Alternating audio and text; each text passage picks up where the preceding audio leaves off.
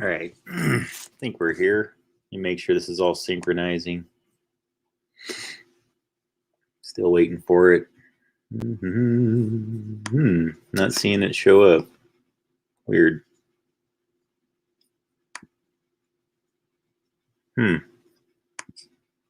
There it is. Not seeing it show up. That took a long time.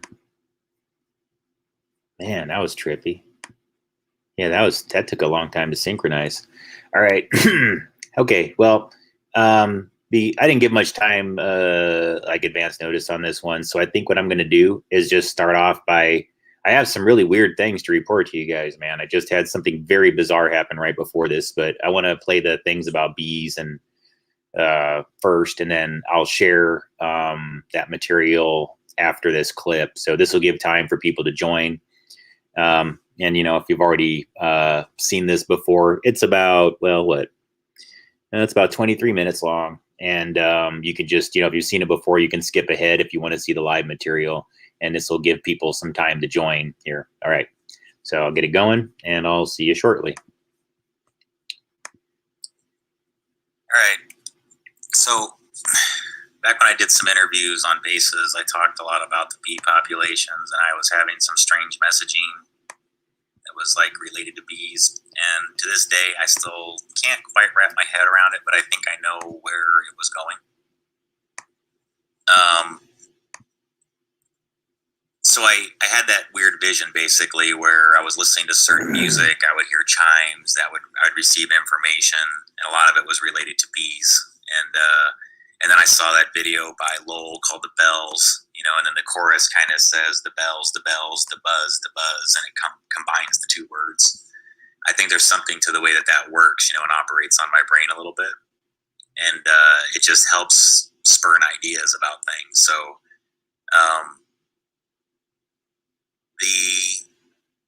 the reason why I want to talk about this now is because as I've had time to review that whole deal with the bees and what was going on in my head, I can see correlations, because part of my experience kept saying that there were correlations between the human condition and what happens with the bee population, and that you need to constantly look for the parallels.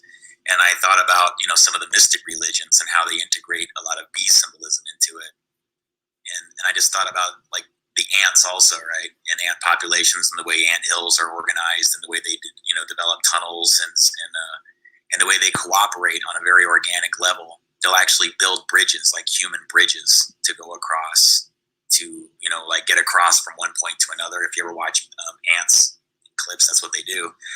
And so, you know, something drives those processes, right? The same thing with bees. Like, how do bees communicate how far the flower is away for the rest of them, right? They have these processes that involve frequencies, and it.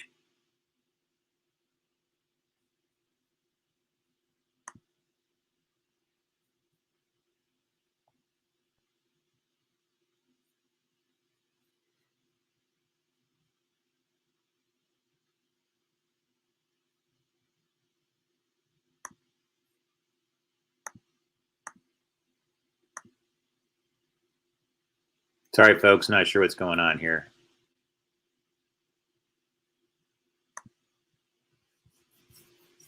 Just give it a little bit of time to buffer.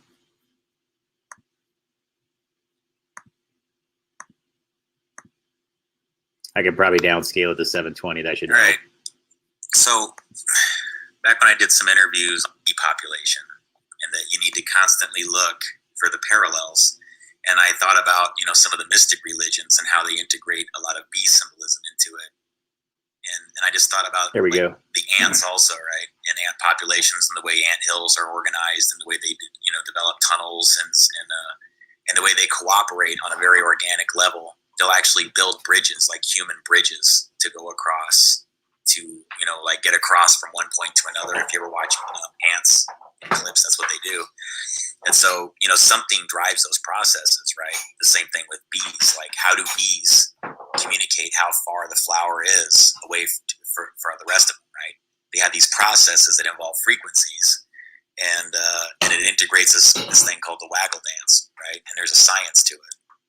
And this is why that video by Lowell I kept on thinking about the waggle dance because the whole thing feels like it's a big metaphor for the waggle dance.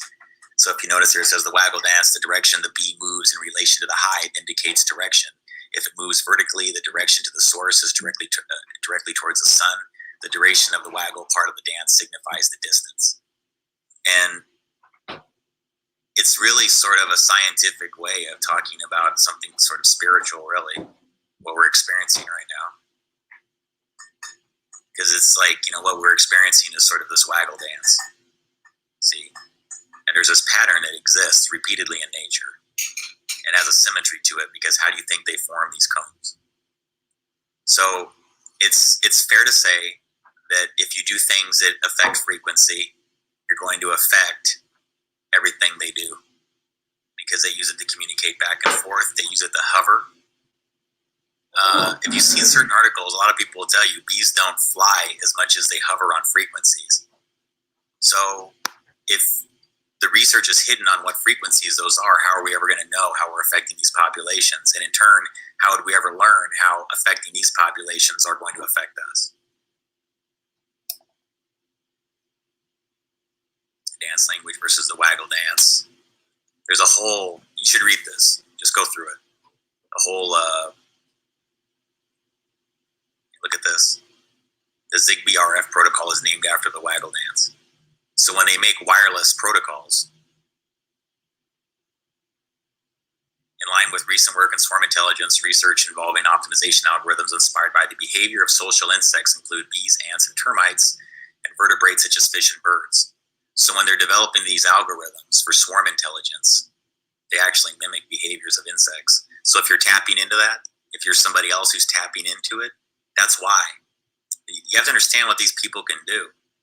They can tap in, read the communication patterns for these various insect populations and try to replicate them in the human condition. Because all your data, your EEG and everything else like that, your MEG information is all capable of being read remotely now. Have you noticed when you go to the doctor that these processes haven't changed radically over the last 20, 30 years, even though we know they can be done remotely? And if you even look at the research that I was doing and dig through the Defense Intelligence Agency report, you'll see that they have reports in there about being able to measure some of these things remotely that were being done decades ago. So where do you think we are now? We have cellular phones in front of us. They just don't want you to know about this, folks. That's my gut instinct. Now, I've never seen a white paper that talks about these things, saying that they're doing this to the human population. So here's what I think might be happening. There might be some people that are very conscious that they're doing this, but I think the vast majority of people don't have a clue, because I didn't. You can argue that point all you want, but here's the reason why a lot of this makes sense to me now. This is going to be a little bit longer presentation here because I need to start going into this other part. So I talked about the documentary More Than Honey, and I think this, as of right now, it's April 2017. I believe this is still available on Netflix or in the United States, but it's a good documentary. It just talks about bee colonies and the population's decline, and talks about breeding techniques and how they move queens from one region to the other, and really fascinating. But there's parallels to the human condition, and if you don't recognize that, you're not paying attention. And so the reason why I want to talk about this is because the documentary kind of focuses at times around various groups and their ways of perceiving the bees as the beekeepers or the bee handlers. And I think that there's correlations to the human condition here, right? Because I think that there's beekeepers that understand their role within the bee kingdom, that they're there as a guest. Do you understand that? When you're a beekeeper, you are not the ruler of the species. You're not the ruler of these insects. What you are there to do is to provide an environment for them to thrive in, not to extract their resources, not to extract their energy, and not to give them sugar water in replace of the royal jelly they produce on their own. And that's the reason why I want to talk about this. Because, they talk about the role of pesticides, and it says if they'll just not spray the bees, that's great, The bees that bring the material back to the colony and feed it to the babies, 19 days later, we see an impact on the brood. And pretty much everybody knows it. And this is the part that's kind of weird, right? Because I grew up around farms, okay, so I know how farmers think, and I've been a farmer, right? I mean, our family had an alfalfa operation, and we cubed hay.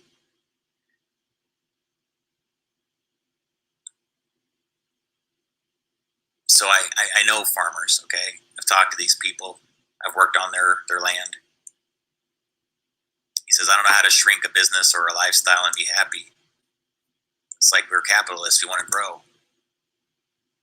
That's total global domination. I mean, when you hear his voice, too, he's very, he sounds corporate. He's like, total global domination. I mean, that's kind of his tone, He doesn't really see it.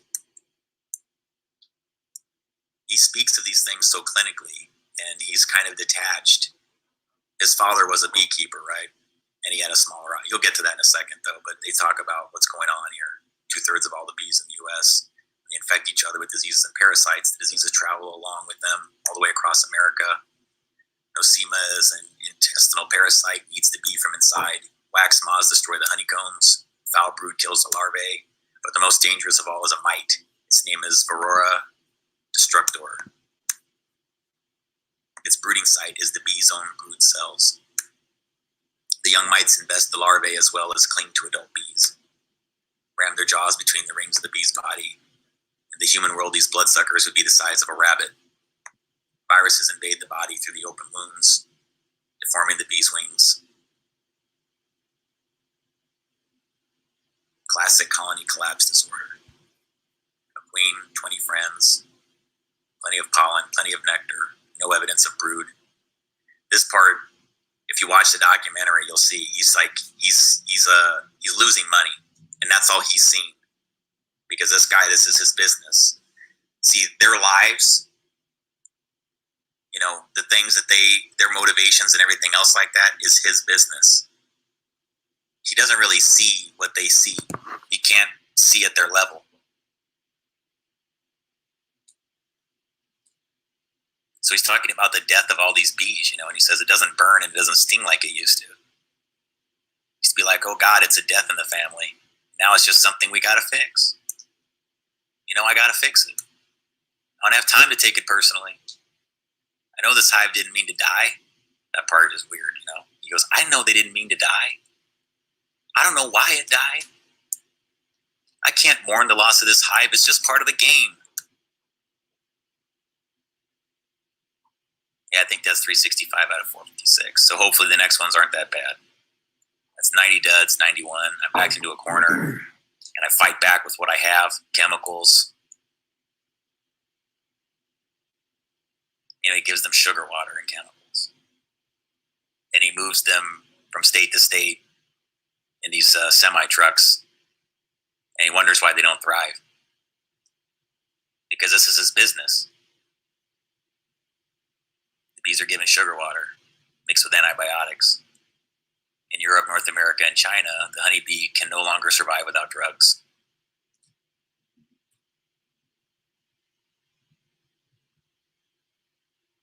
So there's correlations to the human condition, because when you really get down to this, look at my material on the pineal gland. And then I want you to stare at this chart. Look at the human brain, and then look at the bee's brain. Please do that. It also tells the brain that whatever is happening now is good, and there are other neurons that are responsible for fear or defense.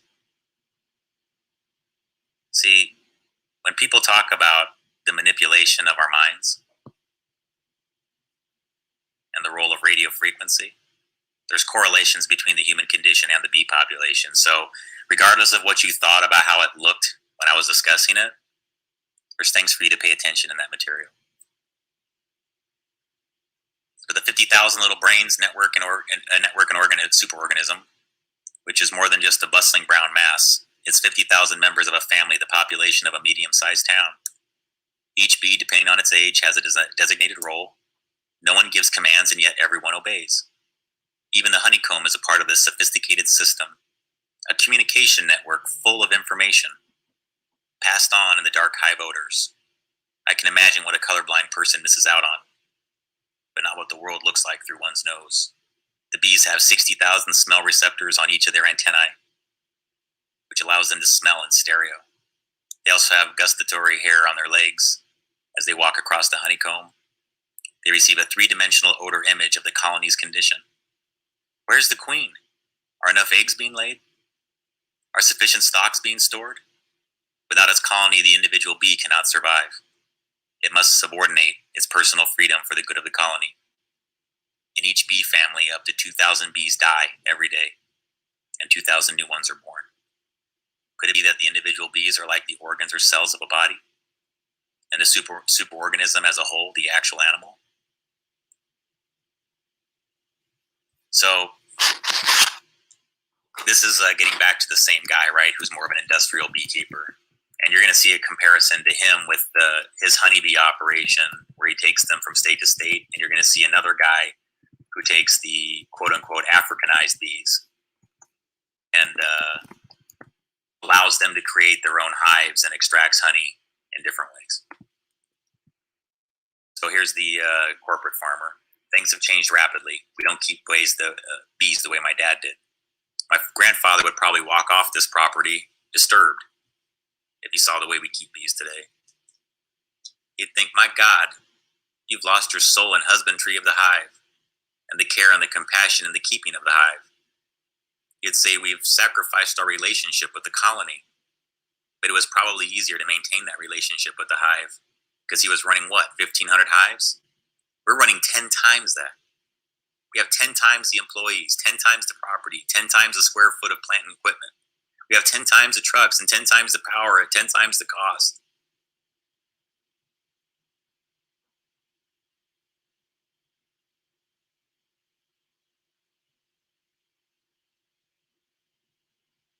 They've been flying in the fields for months undisturbed. And now suddenly someone came and blew smoke in their face and took their boxes off to scrape their top bars and handled them roughly. And now the lid's back on. The hive is a lot smaller than it used to be. So you're seeing the effects of taking the bees from state to state, place to place. They never really get grounded, you know. The Schumann resonance is important, and I think that the bees rely on these network grids. They need some sort of familiarity to stay binded to, right? That's part of the way they network. That's part of the way they build nicely forming hives. But then there's also things that happen as a result of the inorganic conditions that bees are placed into, and the adaptations that occur from those inorganic conditions create new organic conditions. Does that make sense? You know, Robert Anton Wilson talked about how there's no such thing as something artificial, because even things that are artificial are made up of organic matter. So I think that's something to think about, because in a way, these quote-unquote Africanized bees that they talk about are a function of nature, right?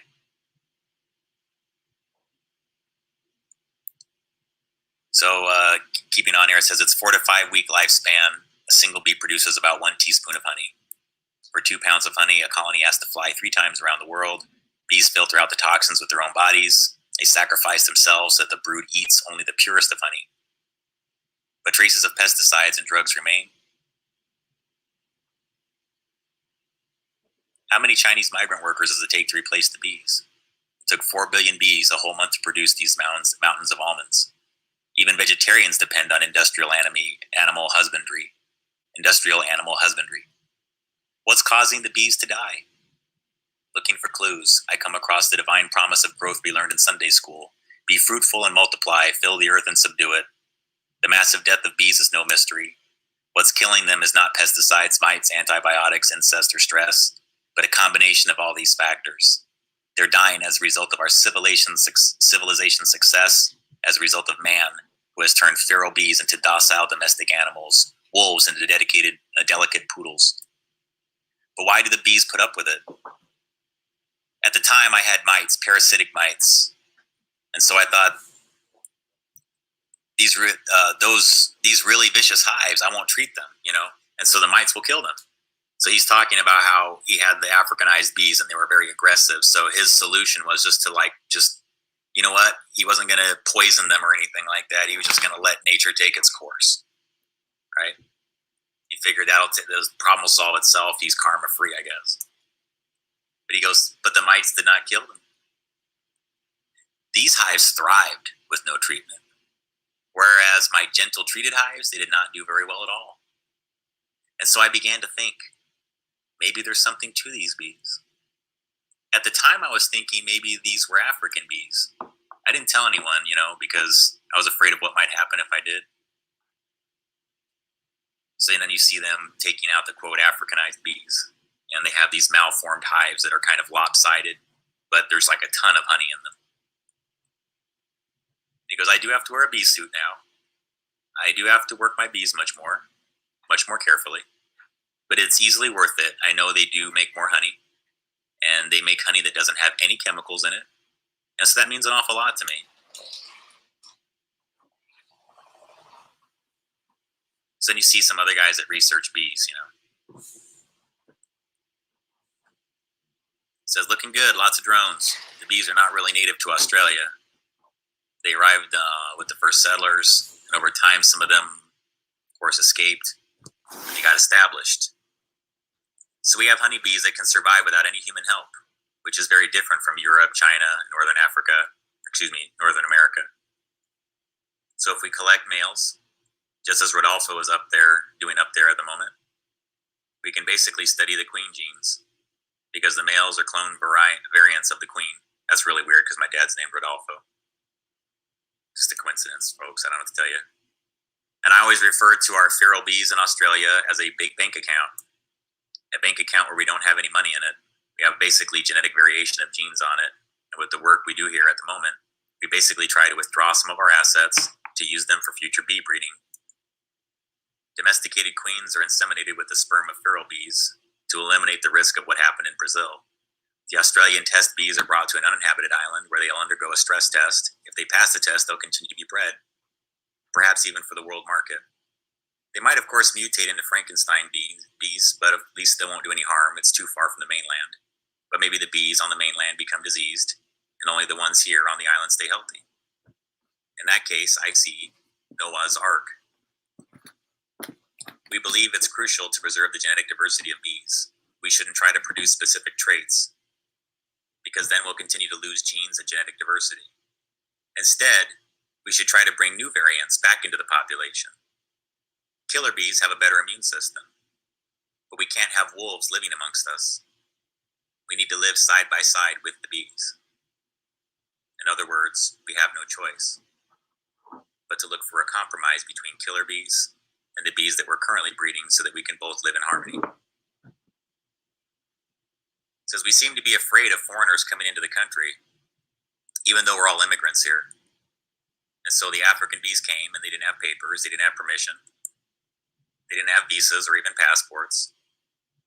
And there was really nothing we could do to stop them. They're completely wild creatures. They have not been domesticated. They are, as they always have been, and people were very frightened of that. And then, when I went to Brazil in 1995, I found that the country had completely embraced the African bee. That what we had been told about the African bees, that they didn't make honey, that they were not good pollinators, that they were impossible to manage. I found that all those things were completely false. They can survive on very scarce resources. If I were a gambling person, I would bet on the survival of the African bees over just about any other species. So I think they'll be here. I think they'll be here after we're gone. The bees I took out from the roof, I did not like their new nest, and so they left. They swarmed.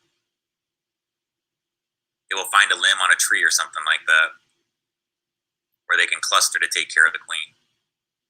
From that cluster, the bees will send out scout bees to look for a suitable nest site. If a scout bee finds a suitable nest site, she will come back to this cluster of bees, and she will tell her nest mates about the very good site.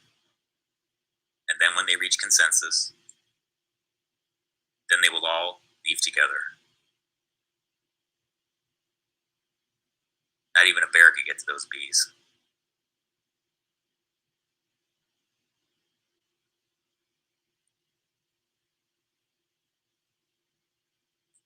So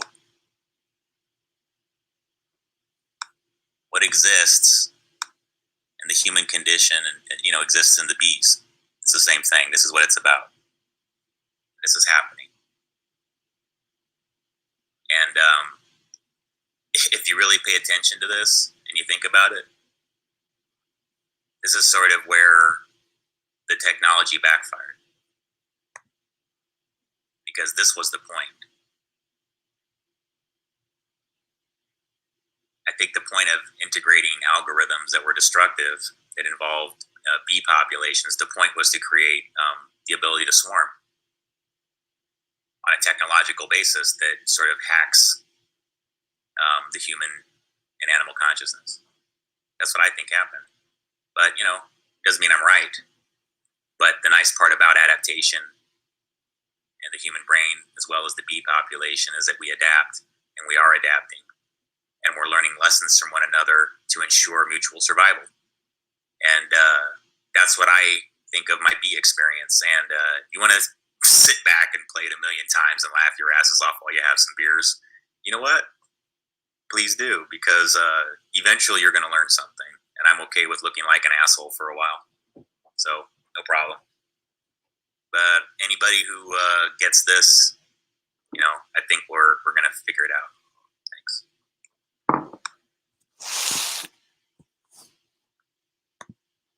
Thanks. You'll forgive my cynicism from the article a few years ago.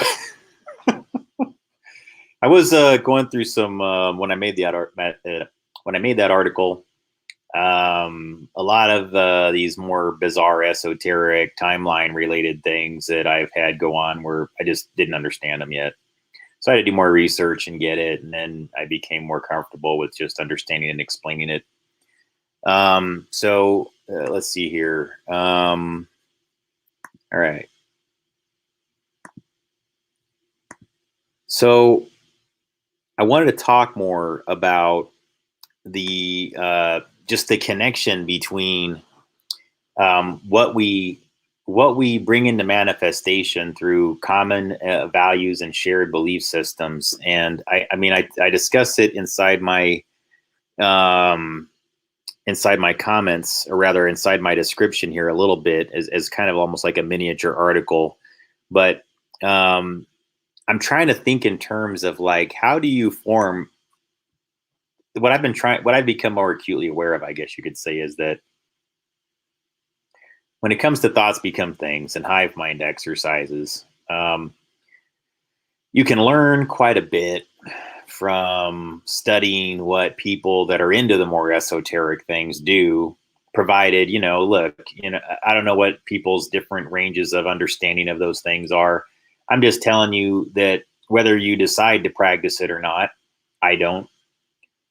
It would benefit you to understand why people practice, quote, ritualistic things or ritual magic, just to understand the process and why it's effective. Why do they get results from it, even if it's not a system of belief that you choose to accept? It's because I would argue that whether the participant's aware of it or not, they're really just tapping into something that all faith and all belief systems tap into. It's just simply that we can all bring things into reality, vibrate them into reality by focusing and concentrating on something that is the same. It becomes something that otherwise it would not be. It literally brings it into reality. Hang on really quick here, folks. Trying to find something. All right, thanks. Sorry. It's because my back's hurting a little bit. I need to get something behind it here. Thank you for your patience. And so when it comes to healing, I really had to think this through a little bit about, it's so important for a person's mind state to be very clear and pure, and as little going on as possible. I think we all understand this, right? If you're going to meditate, probably not best to go to a rock concert, right? If you're going to create a good healing environment, it can operate on a lot of different functions. Does it resonate at your frequency? Is it in tune with what you're trying to do? Not always, not everybody achieves results the same way, and you shouldn't expect them to. There's a lot of different methods for doing things relative to human energy. I've tried to approach everything first and foremost extremely scientifically. I want to understand it at a just a core level. What goes on within our body, our brain? What is this thing when they say frequency, vibration, and energy? What does that truly mean? Is that the Trinity? Well, yeah, it's one of many trinities that we exist in, right? There's a reason why trinities are so popularized within religion and other things as well.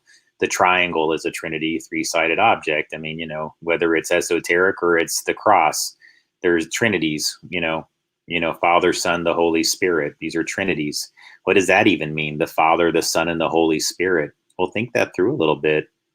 Future, the past, and what is the static present? Perhaps right there is your answer. Doesn't the Father, the Son, and the Holy Spirit not describe as a trinity of energies exactly what I'm talking about? This is what I've been saying, guys, like why I don't ridicule religion myself, even as a person that kind of takes more of a layman or secular approach to things and scientific one. It's because I learned that I think that a lot of times the true intention of these things was to provide an education for people, similar to what KRS-One discusses when he says that, sometimes people will build the schooling within whatever they practice. So if they're a shipbuilder, they're going to put clues to the education within the shipbuilding process so that the shipbuilder learns something else while also building the ship. Yes, the shipbuilding and their task within the shipbuilding is, what's unique to their knowledge set. But when you add some information to that helps bridge another level of understanding, you say, hey, you know how you do this task within your job right now? Well, that equals this within this other universe. That equals this within this other realm of tasks. If you can learn how to master that doing shipbuilding, well, I've got something over here that you would understand the exact same way just by simply applying the same, number of taps or the same, whatever it is this person's doing. Oh, you stack that many objects when you're building that pillar.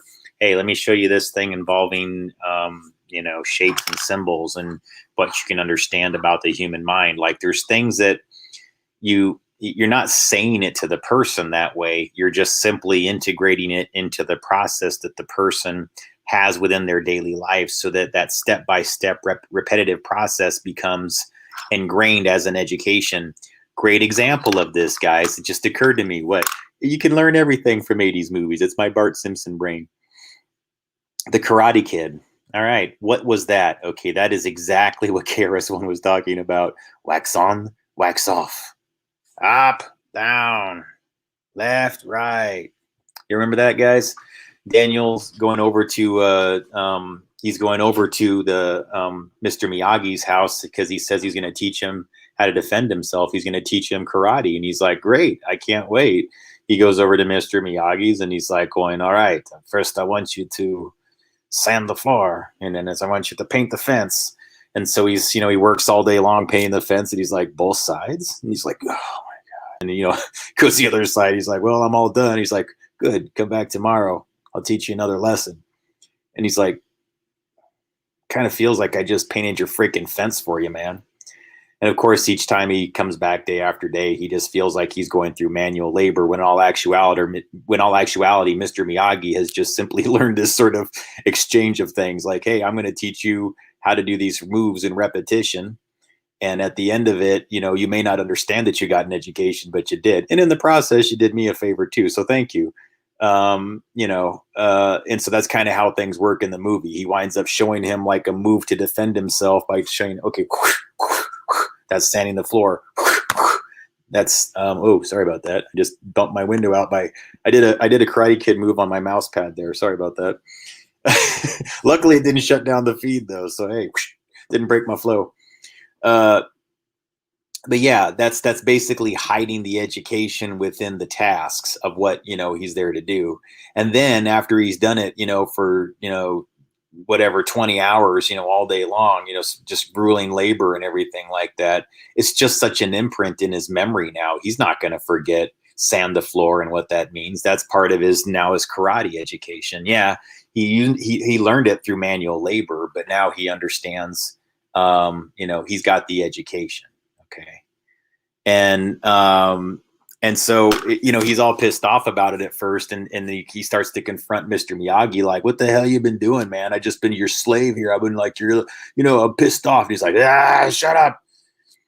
And he's like, he goes, show me, sand the floor. And he starts kicking at him, and he starts doing the sand the floor moves, and he's blocking the kicks. And he's like, show me, paint the fence. And he kicks at him, and he's able to block his kicks with paint the fence. And so, Daniel starts to learn Mr. Miyagi's method. He builds the lesson within the shipbuilding. He built the karate lesson within the labor of restoring his yard, and having this be this exchange of him helping him, and they help each other do things that maybe the other one couldn't. Mr. Miyagi's up there in years at that point, so having Daniel's help with the fence and everything else like that works out for him, and he gives him this incredible education in karate in return. It's pretty cool. It's I get it, guys. It's kind of an 80s movie that a lot of people saw, but I really feel like it's worth re-examining. I know I typically say things like source code involving timelines. I'm going to talk about source code in a little bit, by the way. Wow, weird things going on with source code again. And I wasn't going to talk about it tonight, guys, except I have to, because today's the 21st, and there's a clue in source code that's dated and time-stamped April 21st. This is where my bizarre universe just gets more and more weird and bizarre and everything else like that. So, I don't know what to tell you guys. I'm going to show it to you, though, because I got it right over here, actually. And I think that this is actually worth discussing, this whole thing involving timelines and timeline manipulation technology. What is source code really? And what are some of these films in Hollywood? So I'm going to discuss that topic in more detail tonight, even though it wasn't on my list within the description. Actually, the link between bees, hive-minded, physical reality. I mean, that's kind of what I'm talking about right now. And then within these film and movie projects, how do we begin to bring things into reality? How do we vibrate things into, the frequency, vibration, energy aspect? What is energy as a representation in our daily lives? What does that mean? What would be considered the energy? What would be considered the vibration? What would be considered the actual frequency? Can you assign a number value to that frequency? Can you assign a number value and a type of energy to that energy? This has been my entire, the thing that I just been pissed. Well, I wasn't pissed off about it. It was just one of those things where I'm like going, I love how everybody just runs around going, Tesla 369. Yeah. Free 0 point energy. Okay, great. Do you understand what that means? Or are you just repeating something? Is it just a cool thing to say? Everybody like, yeah, 0 point energy, 369. I mean, like, okay, great. But explain it to me. What is it? Are you measuring that? And I learned that everybody loves to mess with the symbolism, and they say all the cool things, and they know all the right phraseologies. But I'm just like, why won't anybody just like come at it like what I've been doing, which is, why I'm really trying to get this going, folks. I want this to be, I have to find something soon, very quickly here, that's more meaningful to get this work going within the biofield things. What I'm doing right now is not really sustainable independently. And, but yeah, guys, I mean, how do I say it here? Before I get too deep into this whole thing involving, what is the role, I guess you could say, within Hollywood involving bringing things into the hive mind and thoughts become things and everything like that? It can be used for good. It can be used for bad. I mean, obviously you can do, I've seen some pretty good uses of it, to be honest with you, relative to Hollywood films. I think that there's quite a number of filmmakers that did do timeline manipulation related activities, and that it's not what other people say as far as always predictive programming is usually the term that's applied to that. I think it's literally, folks, that you have to accept. I think if you're a logical human being, I hope this is what I'm trying to get going here, folks, just for you to understand. If you understand that space and time don't truly exist, and that we exist within a universal plasma field, and this has been reinforced for decades, but just continues to be hidden in the West. Most other continents, it's a commonly accepted thing that there's subtle energy that flows from human to human that is not electrical in nature, except for it's a product somewhat of the electrical field and the magnetic fields. Yeah, it's part of it. It's something like if you were to separate those layers, it exists between them or something to that effect. Or when you, I don't know how to describe it, guys, except that it's kind of like that. And that's kind of what I'm measuring. I mean, I don't even fully understand it. I know it's kind of an experimental type of energy thing, but what I do know is that it's consistent. Like if I put my hand next to this meter, it lights up. If I put it close to the roots of a tree, it lights up. If I put it, like you can put it next to water that is healthier, and it'll show you how good the water is and like that's purified or something like that, or from a mountain spring relative to something you get out of the tap. And you can see the differences into how much life energy is in one versus the other. It'll show you things like if you put a sample of, a fungus or something like that on a little sample dish or whatever, and place it on the petri dish or whatever to measure, it can actually show you the differences in life energy from one type to the other. I mean, really, it's pretty amazing the types of things that you can start to do. Welcome, Tina. So I don't know, guys, what I'm trying to say here is that, the subtle energy thing, it's a collectible, harvestable energy, similar, I guess you could say, to like solar energy when you collect it from the sun, how it's harvestable, and you can have like entire facilities that pull down the energy from the sun and just convert it into something we can all use in our homes as electricity. Within the human biofield exists the same dynamic. With the right priming of the human body and brain, the body becomes an extractable resource of energy for all sorts of things, including powering things, including actually lighting things up. You can turn on machines with it when applied to certain things. Wilhelm Reich actually proved this out decades ago, folks. This is not even anything new. This is things that go back well past 60, 70 some years that were discovered back then by him, let alone whatever was discovered before him that he was just tapping into as a knowledge set, including things that Nikola Tesla was studying, which was also involving subtle energy, wireless energy, things of that nature, in varying degrees. And so, the thing that I'm figuring out now is that the film source code seems to be operating on a much deeper level. How else do I say it? I can't really, either somebody's doping the movie. I just don't accept that it's entirely synchronicities, you guys. It's just I have too many things that synchronize too frequently with this movie, and it's freaking me out a little bit. I don't get freaked out, but I have to explain to you just how accurate this movie truly is at describing things that involve our plasma field relative to our perception of time and our perception of space. And that if it's a collectible harvestable resource, then what can it be used for person to person? And I would argue that, yeah, that's part of its thing. It's just become a fuel to do something very similar to what they discuss in the film Source Code. It's like timeline a manipulation or timeline. Literally in the film, they call it time reassignment. And so that's why I wanted you guys to want us to think a little bit about, how do we structure reality? How do you even know what our current timeline is? I mean, again, folks, not trying to make this too high level when it comes to that, but it's pretty relevant when we're discussing some of the stranger activities that are going on currently. If you haven't witnessed it or seen some of the evidence of it, it'd be a little bit difficult to believe at first.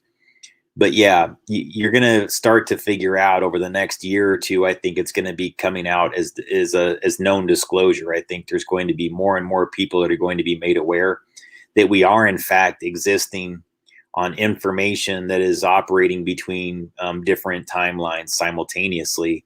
And that's causing some of the strangeness that's going on right now that probably needs to be investigated somewhat at that level, if you ask me. I think if everybody's operating in a completely linear mind state right now, and they're not even open to things involving technology that's similar to Looking Glass, it's going to cost us our security. I mean, you guys, do you understand what I'm explaining to you? You have to have a more open mind now.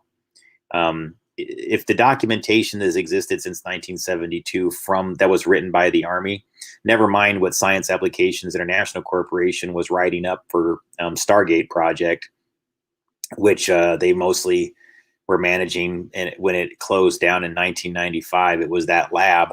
I would argue, I think that they really, in my opinion, it seems to me like they really tried to dumb down the material for the government and the military so that the military would pass on it. I think that was SCIC's intention. That's an opinion.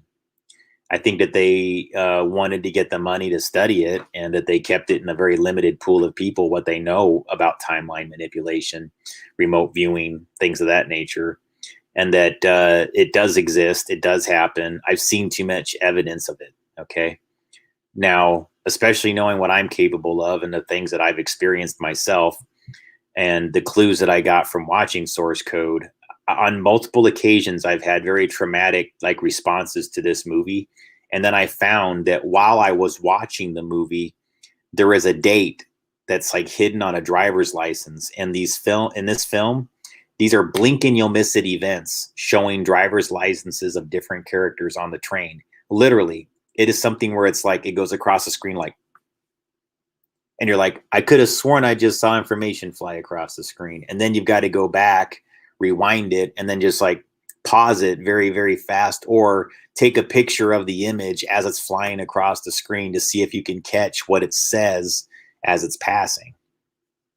On that note, I'll just share it with you what I have here. It's yeah, so hang on, where is it? This is when it got really, really trippy for me. There's a series, hang on, I'm gonna turn down the darkness here so it doesn't.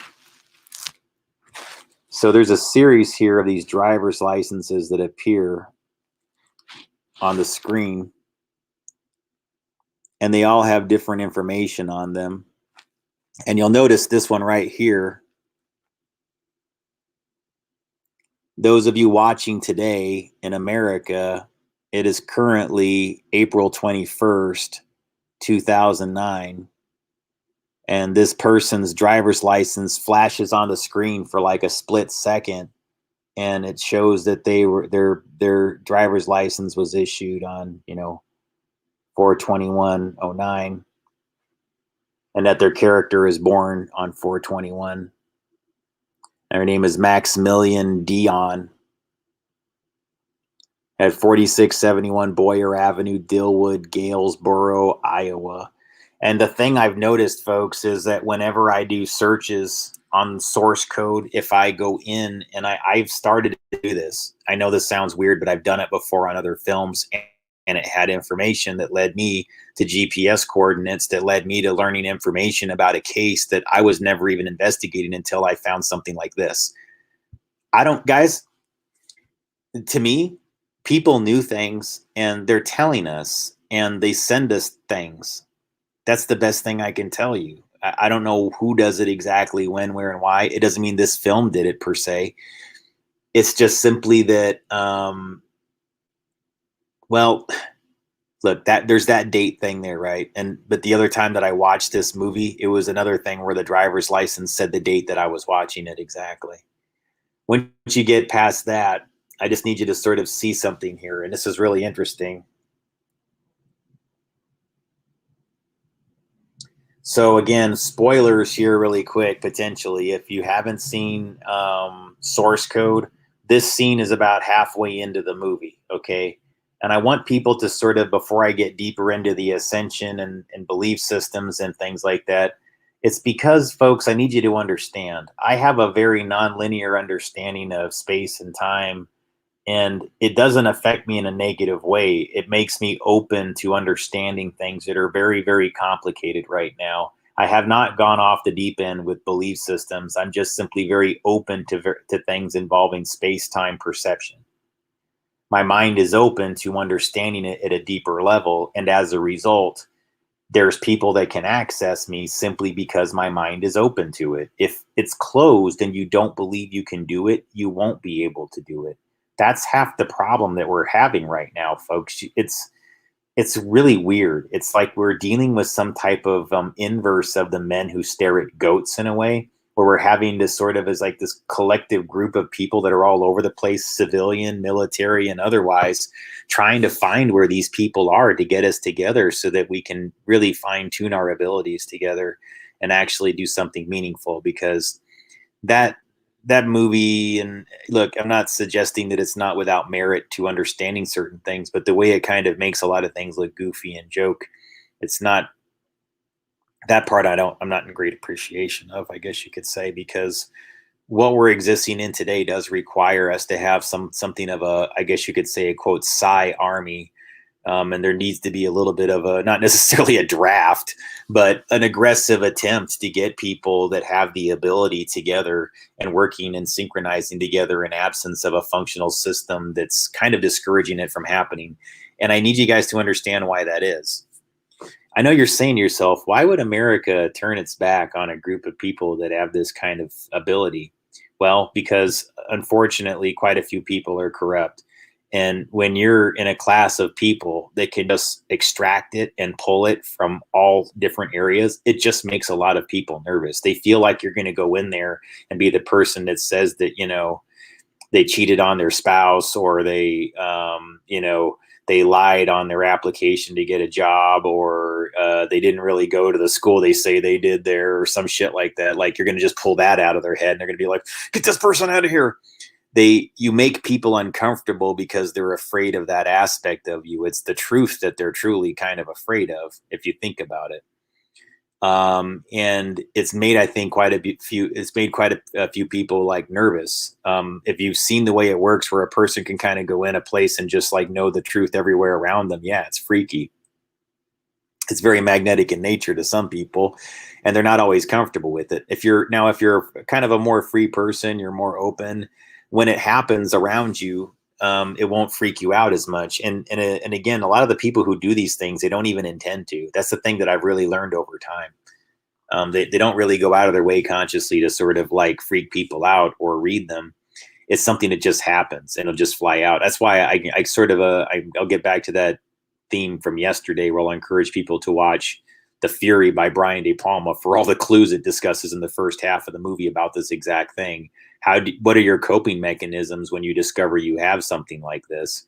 This has been my challenge. Once I discovered that I had some of these abilities and I have some unique energy signatures, I realized that finding a common hive to go to, a group of people to go to who would understand and be capable and willing to work with me, was going to be very challenging, because within this field, it's populated mostly with people who've learned the art of exploiting the energy of the people who have the ability. And that's just a sad fact, folks. It's kind of a vampiric industry and a vampiric circle of people. Largely, they get involved with it, and they kind of look at the people that are researched at more as sort of just live energy sources. They wanted to take away the sort of like the shine of celebrity from people who have abilities, and then put them into a class of where you perceive yourself as a victim, where they want you in that mind state. They don't want you thinking of yourself as a person who has a above average ability or might be a little smarter than average. That's all, guys. I mean, that's what it translates to. You're more intuitive. You might have a little more book smarts than average. It doesn't always mean, though, that you're better. As long as you need to understand that, yeah, you've got this, but I promise you, every time you've got something like this, God or the creator or whatever you accept we exist within has a way of disadvantaging you in another way. You could have all the skills to do all these things in one series of categories, but you could be a complete miserable failure in a whole series of others. So, I know about this, folks. I mean, there's a lot of things that I'm really, really good at. I excel at, and there's a whole bunch of other things that I just kind of go, blah, blah. And I just, for whatever reason, I struggle with managing, even though they're very, very simple. I don't know what it is. My brain doesn't click on and tell me to take care of certain things all the time, where it doesn't always click on and say that this is important or that's important when it is. And I think a lot of it is just simply because I am focused on things that are just so beyond what is really existing within my current physical reality. I'm more focused on like, how do we get out of all this? And so that's why I've been making more appeals to people like, look, it's more than just that I need to be in a safe place. And I'm not saying it's like I. No. I mean, it's about me and a lot of others that are going through this need a safe place to be. And it can't be the same, guys. It's, how do I say it, guys? Like, not every type of environment is really beneficial to every person relative to clusters or groups or whatever. Some people really benefit from things that are, you know, pretty communal, and they really love to live in large groups and like camps and things like that. And other people, like, that makes them feel really out of place. They don't like it. They feel like their ability to think is clouded, you know. I'm weird that way. I'm kind of I can go in either direction. I think my problem is that I just require a lot of change in my environment. I needed to kind of be different for a while, and then I'm cool with it staying like pretty static. I don't have to have it be like constantly changing day to day. It's just that you know, I'll start to feel a little bit stagnant if I stay in the same situation for excessively long amounts of time.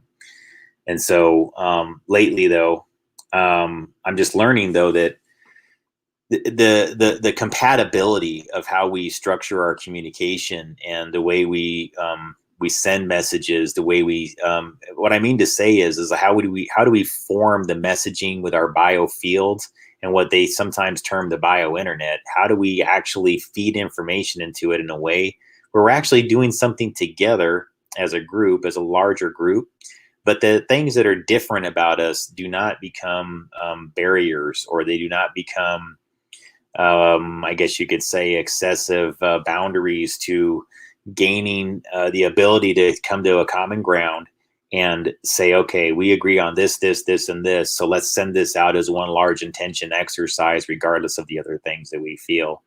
You know, how do we achieve those types of results with people to where it actually resonates as genuine and it's not just people putting us on? And how do you verify that? Again, nearly unverifiable. How do you know when? Well, let's talk about this in detail. What I mean to say is thoughts become things. Why do groups practice ritualistic magic? It's because they understand thoughts become things scientifically and ritualistically. What is the connection between a ritual as a scientific process? Well, what is a ritual as a scientific process? Okay. Look at it this way. You're literally taking within your blood, there's separable plasma platelets that respond to frequency, that respond to electricity, that respond to magnetism, just like a hard drive inside your computer. And that the more you actually think about something and visualize it, that gets programmed into these platelets within your blood. The more you hear a phraseology, that gets programmed into the platelets within your blood. The more you repeat and a phraseology and externalize the phraseology as you're thinking about said phraseology, the stronger you're creating this imprint. So if you think about it, when somebody really, really pisses you off, then sure, that's an effective way of doing what? It's an effective way of programming your plasma platelets with that person's image, likeness, imprint, which is affecting you negatively, which does what? It draws your energy out of you and towards the other person. You get weaker, they get healthier. Celebrities oftentimes practice this. Okay. Now, again, others too. Serial killers are kind of doing this, folks. If you think about it, they're getting their occult work into the collective hive mind and scaring the crap out of people, which gets what? Deadly orgone radiation in the aether. People are just afraid of this person. They don't even know who they are, but they're afraid of them. So that floats to who? The person whose name it is, or whoever is attaching their occult work to to the person's name. Sometimes I question some of the serial killer narratives as all, folks. Is, you know, they seem like they're a lot of times like the Zodiac thing. It's like it's something deeper than what we've heard in the past, that unsolved thing. It goes beyond that, way beyond that. In fact, I still don't know why I haven't got reward money over that. What's up, folks? I've done tons of research on the Zodiac killer. No documentaries, No Leo stepping forward to say like, hey, thanks for doing that. Really? You don't think that information is valid? It has to be. I mean, I don't know how anybody can even deny it at this point. The Zodiac sent all these different like ciphers about true north, magnetic north, and shit like that, and east, southwest, and everything like that. I'm like, are you shitting me? And you're telling me that you don't think that? Oh yeah, guys, that right there would solve my problems. Can we just get like one reward for like one of these things and about like information relative to one of these crimes? You know, that would help. That would solve a lot of problems for both of us. You know. I can get out of my situation that I'm in and do some more. And I would love to do more things like that. Seriously. It's just I got to have somebody who takes it a little bit seriously as a process. So this might help actually. Hang on. I'm just hurt. My back hurts. You got to give it a nice good roll here. So I want you to see this really quick. I'm going to put this on from my phone. That way I won't get struck with the copyright thing, you know. Hopefully not. Hang on.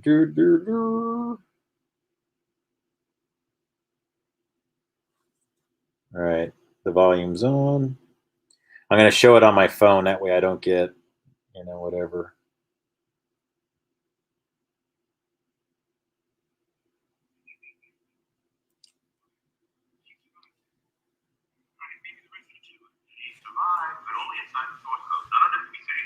What is the source code?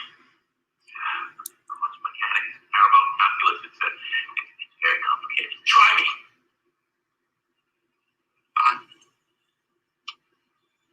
When a light bulb turned off, there's an flow, lingering halo effect. You see that?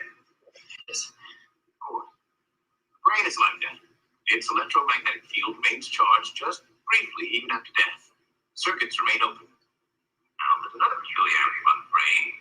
It contains a short-term memory tract that's approximately 8 minutes long, like a convenience store security camera that only records the last point of the day's activity on its hard drive.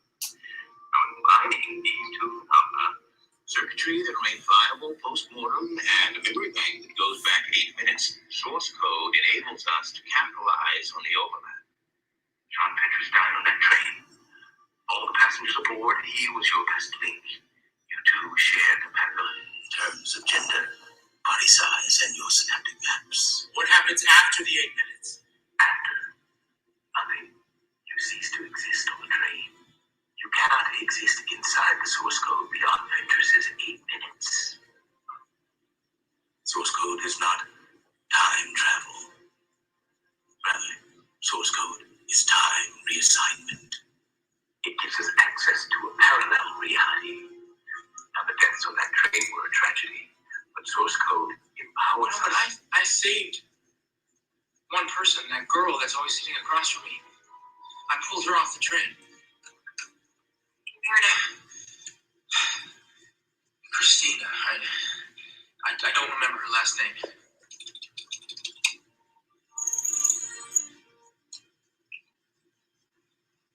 Her name was Christina Warren. Yes. She was 28. That's her. Born in Wilmette, Illinois. Died this morning on the train. No, I pulled her off. She's fine. No, she isn't. Believe me, she is. But believe me, she saw me get hit by the express train. This isn't getting us anywhere. No, wait. A second attack is imminent, Dr. Roach. What second attack? The train was just the beginning. A letter of intent. I'm sorry. What are you telling me here? We have information that downtown Chicago is the next target. And they're planning to detonate the dirt bomb. Do you have any idea how many people would die if an explosion of that magnitude would burn the city? We're evacuating as we speak. Stop before it happens. Do you understand? If you find the bomber, the second attack, the lethal attack, we think can be prevented. We have very little time left. Out here, the clock's only moving in one direction. First the drivers.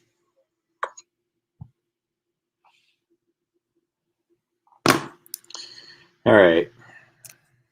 Hey, welcome, Lisa.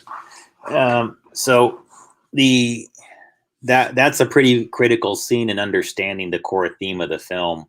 And there's tons of synchronicities in it. And like I said, if you just joined, Lisa, I'll kind of show you like why I came back to this theme today. As I as I found new information in the movie,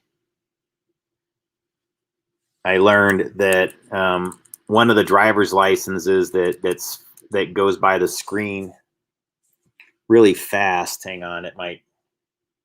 Here it is. It's like a blink and you'll miss it thing on the screen, and if you notice there, the date is April 21st.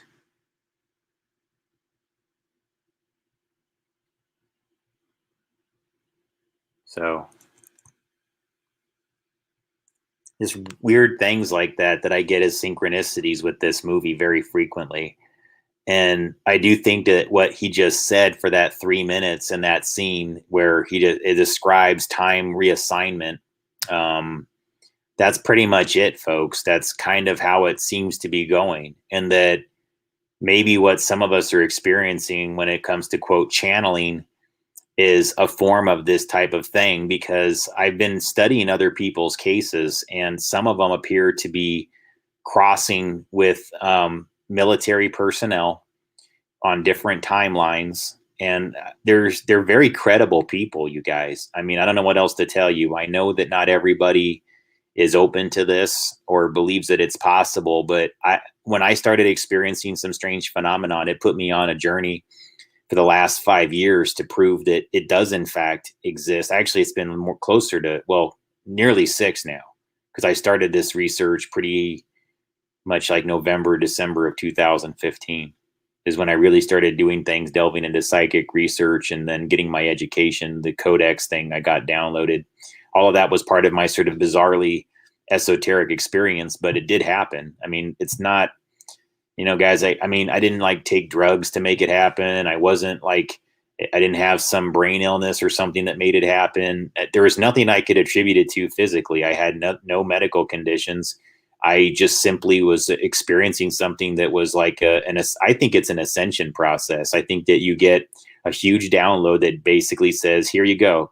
Here's your education. We're going to give you a lot of information all at once. It's like you just get downloaded the guidebook right into your head, and it's off to the races after that. Can you keep up? Here you go.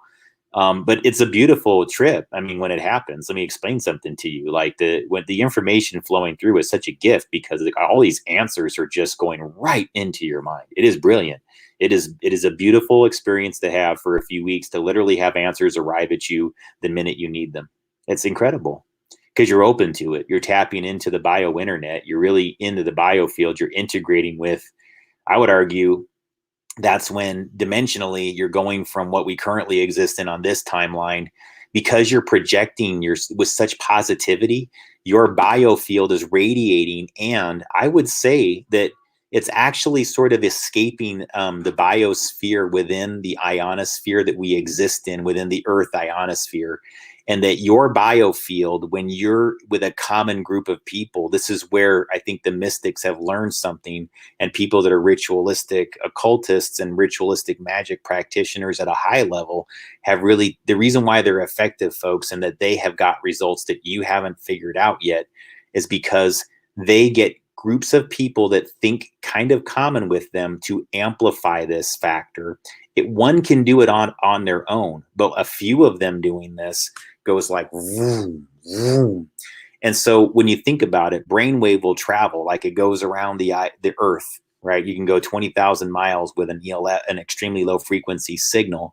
Now, I think different blood groups will radiate that further or lesser to a degree. So you have to look at it as a factor of amplitude that stays trapped within our ionosphere.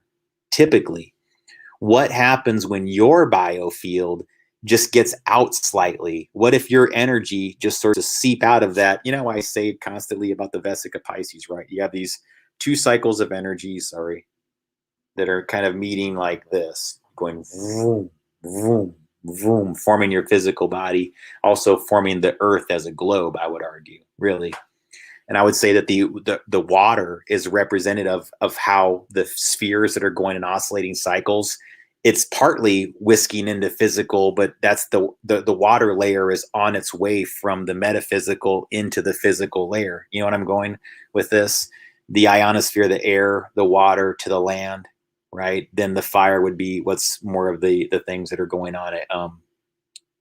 We don't have to go there with all the elements right now. But you see where I'm going with this. It's because we are existing in something static. Like the reason why even though we're a globe Earth, why the water doesn't just fly off is not necessarily always in the classic sense because of, quote, gravity. Yeah, that's what we call it, I guess. I think it's really just because there is no solid matter. And it really is that it's one cycle's going this way, the other cycle's going this way, and they overlap perfectly, which creates the Vesica Pisces, which is the land. And then everything that surrounds it that turns it into the globe is because of the whisking of everything that turns into that perfect circle that is the water that surrounds the Vesica Pisces, which is the land masses and everything clustered together. And the human body works the same way with its biofield. So again, you have your physical body, you have what you can see here is your face, and we know the skeleton exists underneath, even though you can't see it. So all I'm trying to get you guys to say is, yeah, you can see this, but you know there's a skeleton underneath. You can't deny it because right here you can feel your skull, you can knock on your skull. And all I'm telling you is please give your body, please give this consideration to say that you know there's a skeleton inside your body. So please also know that you have a biofield and that it is every bit as vital to your health and to your staying intact and being healthy as is your non-visible physical skeletal layer. Then you have your physical visible layer right here. Then you have your non-visible, non-physical layer that extends from here. And this is your biofield, which is definitely a thing because you can put a meter close to a person's face and it gets super strong. And then you move it away and it gets weaker, weaker, weaker, stronger, stronger, stronger. That would be the helionosis life meter 4 that measures something like I just said. I can take a probe and go like, okay, this is actually a person emitting life energy. If the person's not alive, this probe isn't going to show anything, except for that maybe current can move through them, perhaps, I guess. But no, what I'm saying is it's the same thing for a tree. If you put the probe attached it to a dead tree, it wouldn't show hardly anything, except for that something can pass through it as energy, even if it's dead. But it's not dead. See, that's I don't like using the word in status of decay. I know this is going to sound weird, but I don't even like saying death anymore. I feel like I'm more concerned about applying the word death or dead to something than I am about using the F word. Strangely, to me, I think it's almost like a worse thing to accept death than it is to drop an F-bomb. Honestly, it's weird how your perspective changes. And to me, that seems like a completely logical thing to feel. I should drop fewer F-bombs and, not accept the death cycle if we're really going to get to the right place, but one step at a time. All right.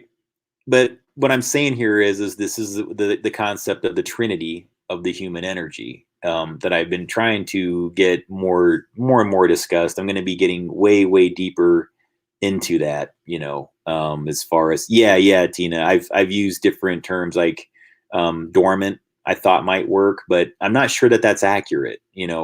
I think maybe if you wanted to say that you have dark orgone and light orgone, that might be better terminologies,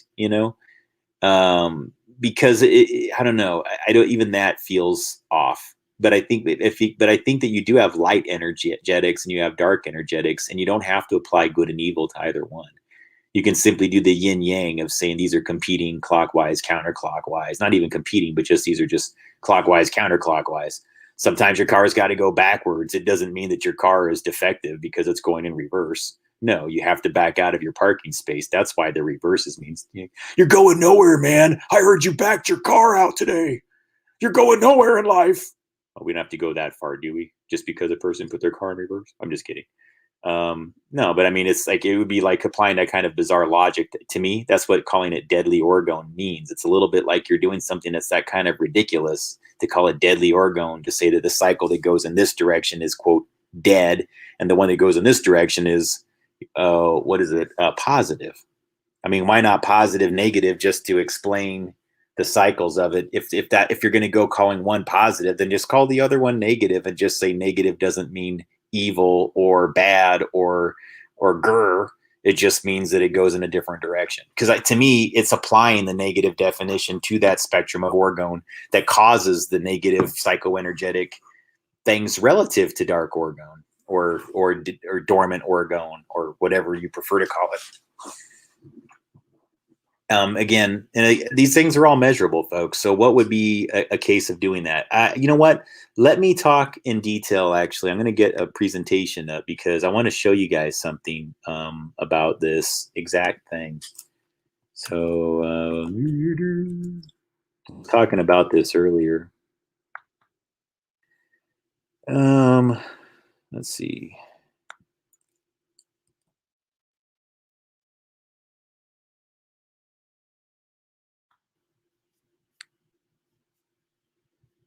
Here we go. So I've talked about the Bosnian pyramids quite frequently, but I wanted to show this in a presentation format here. I don't know if I should get into this.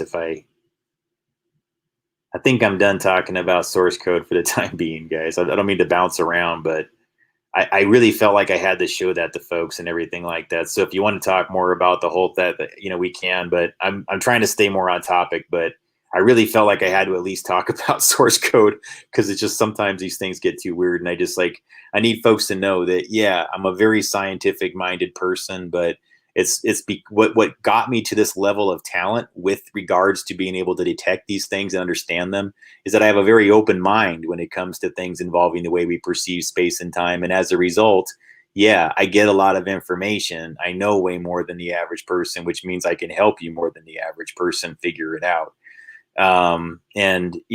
So just, I am unconventional in that sense and everything like that, but it's not incompatible. I think you'll find, folks, that if you'd like to work with me on something that's a little bit challenging relative to whether it's human behavior and relative to a location. So like, are you concerned about an area that you think might have bad energy causing people to behave strangely? Is it affecting an entire town? Is it affecting just one property? Does it affect people when they go in a certain area? Yeah, I mean, those are things that can actually be intelligently investigated and have tangible data applied to it. And it doesn't always have to translate to something like you might see on a television show where it's like, like a lot of wizardry and people like playing parlor tricks and things like that with technology. Because I do watch some of those shows historically, not lately. I used to. And I have to say, I'm impressed by some of the paranormal investigation shows because they do apply quite a bit of science to it. But some of it is junk science. Some of it is pretty garbage. And some of it is very, very easily hackable, especially things involving like spirit boxes and apparitions involving voices that involves frequency sweeps. So easily hackable. I mean, anybody could be a clever guy that's like a ham radio operator that has like a transmitter that's wideband and, a microphone, and is just really crafty and just knows what they're doing and everything like that. They would just have to know what spirit boxes use and just find out where a paranormal investigation is going to be. And boy, man, let me tell you something, a clever ham radio operator, they would have a lot of fun with a paranormal investigator. That's all I'm going to tell you guys. So just always know that you need to have a little bit of extra knowledge sometimes if you're going to be successful at what you're doing. Sometimes somebody might actually be messing with you to get you to believe something that is fake, that's convincing to you as the investigator. Okay. And so again, I understand people love it when they get confirmation bias. That's appealing to the mind, but you also, if you're really trying to take what you're doing serious, and bring it to a level of respectability, then yes, you have to have unfungible data, like the kind of things that nobody can really shoot a hole in.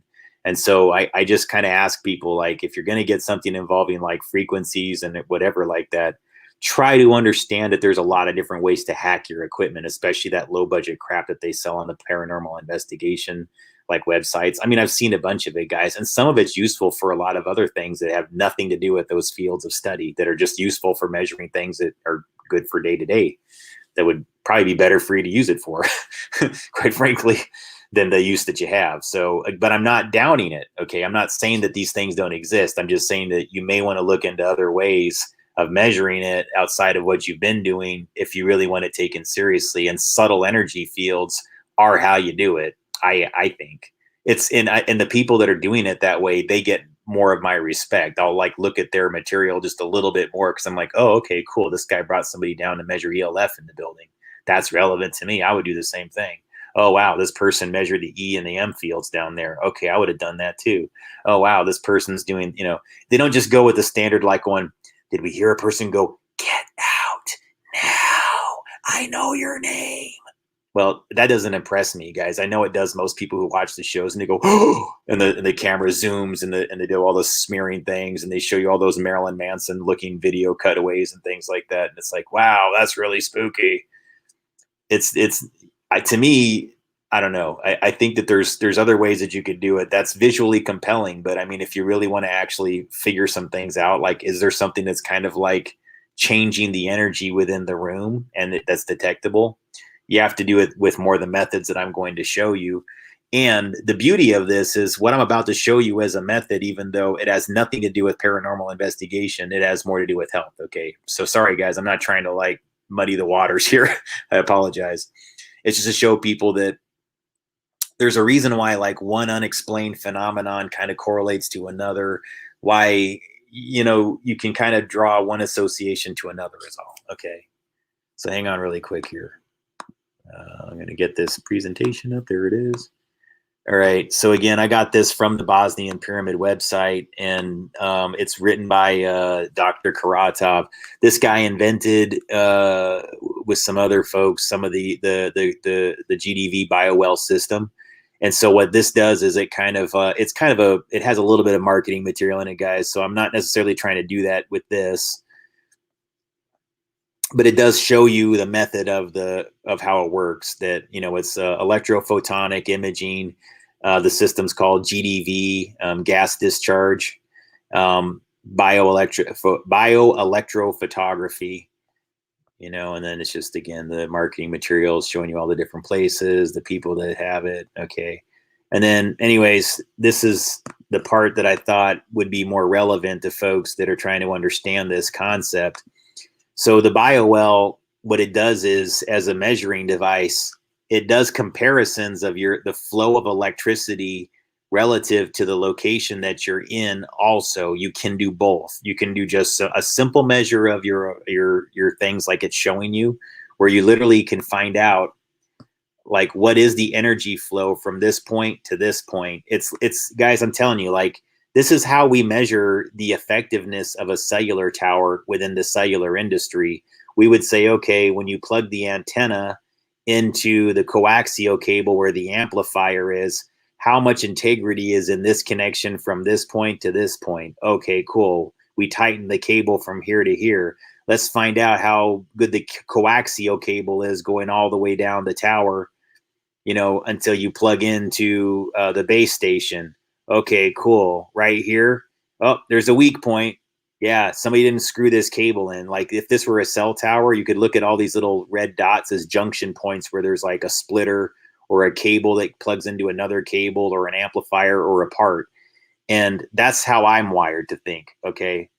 And then what I do is I basically, I would basically in the wireless industry test the flow of a signal up and down. Okay. Relative to that. And this is what I'm trying to, I guess you could say, get going within helping people understand better how a location will affect this exact dynamic, what I'm talking about. So if you go into a cave, if you go into a hot spring, if you go down to a lake, if there's a house that you spend time in, if there's I don't know what it is, whether it's good or bad, how you feel afterwards, drained or full of energy, this is a way to verify scientifically what is your energy flow in your body when you go between locations. And then you can actually find out, okay, I feel better or worse after I went on this hike. I have better energy flow from this point in my head down to my toes right here after I went on that walk. It's all improved. I have less stress now. I have more energy now, or I have less energy because I'm depleted from the physical activity,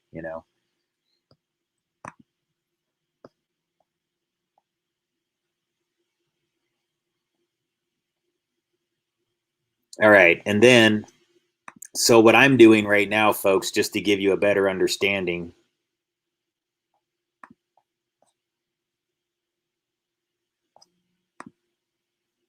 I have this right here. I've shown it to you guys, those familiar with my material. I have one of these little Sputnik sensors that plugs into one of those cameras that you see right there. and it takes environmental readings. And so on top of checking your individual biofield where it shows you that glowing image, right, that's in all those things that I showed you earlier, it'll also tell you what the energy of the area is. So again, if you're inside an area like a pyramid, or if you're inside a cave or a tunnel or something like that, this sensor can compare one environment to another. You could go, why do I feel so good inside this cave and I felt like crap inside my hotel room? Well, take your Sputnik sensor to your hotel room and leave it there, you know, with the conditions as you experience them in the hotel room. Then take the sensor to another location for about the same amount of time, you know, and measure it, and then find out what the differences are. Then we're just going to measure your biofield simultaneously, before, after, before, after. You see how we're doing this? And then we're just finding out, why do you feel better, or what is the traceable signatures between location, physical location, and your wellness.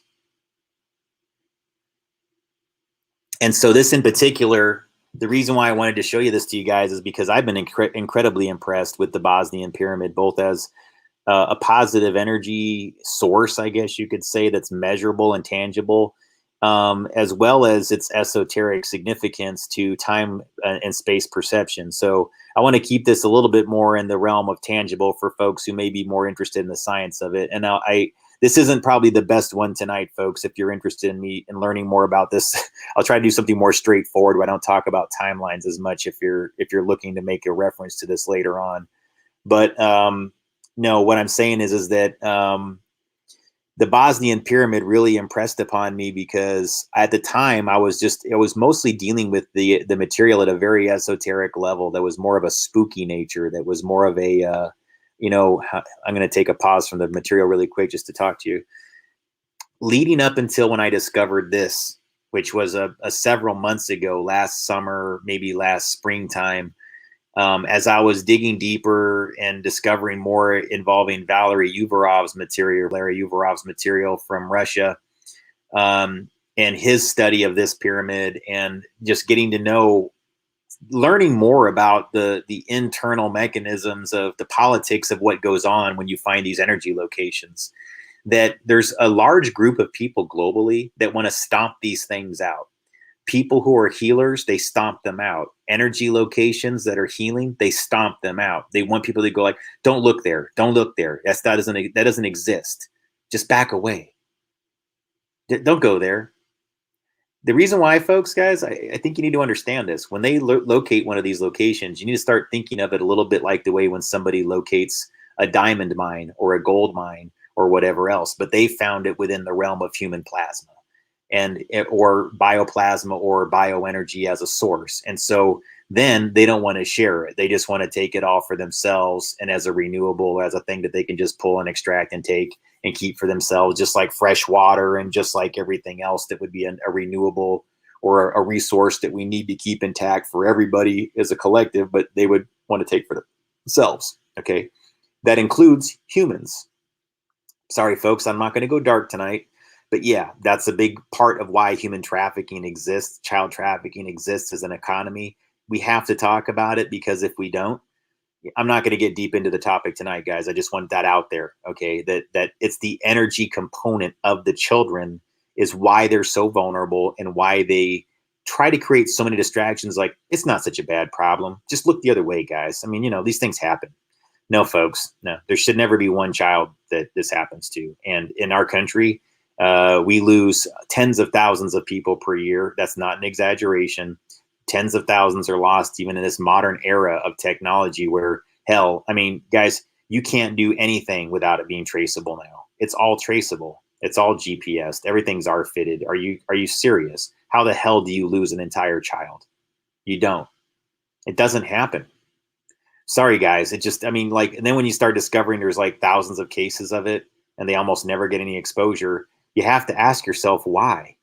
You must ask yourself, and then you have to start digging deeper into, why are there so many people who just rush to say, that's not a thing, it's not a problem, look the other way, don't worry about this. And then the same people typically have energy interests, and then the same people almost always will try to discredit people like us who are just trying to encourage wellness and you know, peace and love and, you know, general a sense of like, okay, fine, we'll leave y'all alone and we'll do our thing over here with, you know, positive energy and things like that. Is that cool? And you'll find out they'll go like, no, we're coming after you. I mean, they just do these things, man. They're very malicious. I would say that Bosnia is a classic example of this. And if somebody kind of brought this to my attention, they are kind of saying, have you noticed that there does seem to be a great deal of NATO activity nearly any time, you know, in bombings and things like that, or you'll see like a lot of strife or a lot of people going through things. Bosnia even had a case where there was significant human trafficking going on relative to underage girls. Okay. That was being done by military contractors, by the way. So that was a big scandal. Okay, so not only was this country being put into disarray and chaos when they have this huge energy structure there, that's I would argue is something that's very holy and needs to be respected globally, and it's barely a blip on the map right now that anybody's even paying attention to. And this should be, I would say, this is in the echelon of relevance beyond anything, or at least on equal measure to things that are like the Mayans or what the Egyptians built and things like that. And this isn't getting any of that respect. It is a huge cave structure that has tons of healing energy in it. It's incredibly interesting just on its own as a cave structure and tunnel system with that's under a pyramid. And it's just not being talked about, guys.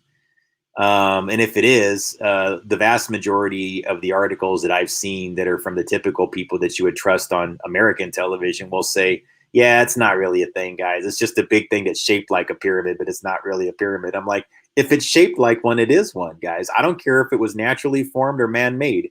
If it's shaped like a pyramid, it's a pyramid. That's a little bit like telling me that something that's shaped like a box isn't a box just because, I don't know. Well, I can't guarantee that that wasn't structured to be a box from the beginning. So if I don't see blueprints that say it's supposed to be a box, I'm just going to say it's not. Yeah, but it looks exactly like one. It has 4 sides and you can put things inside it. Nope, it's not a box. Well, more than 4 sides, but you see what I'm saying? You know?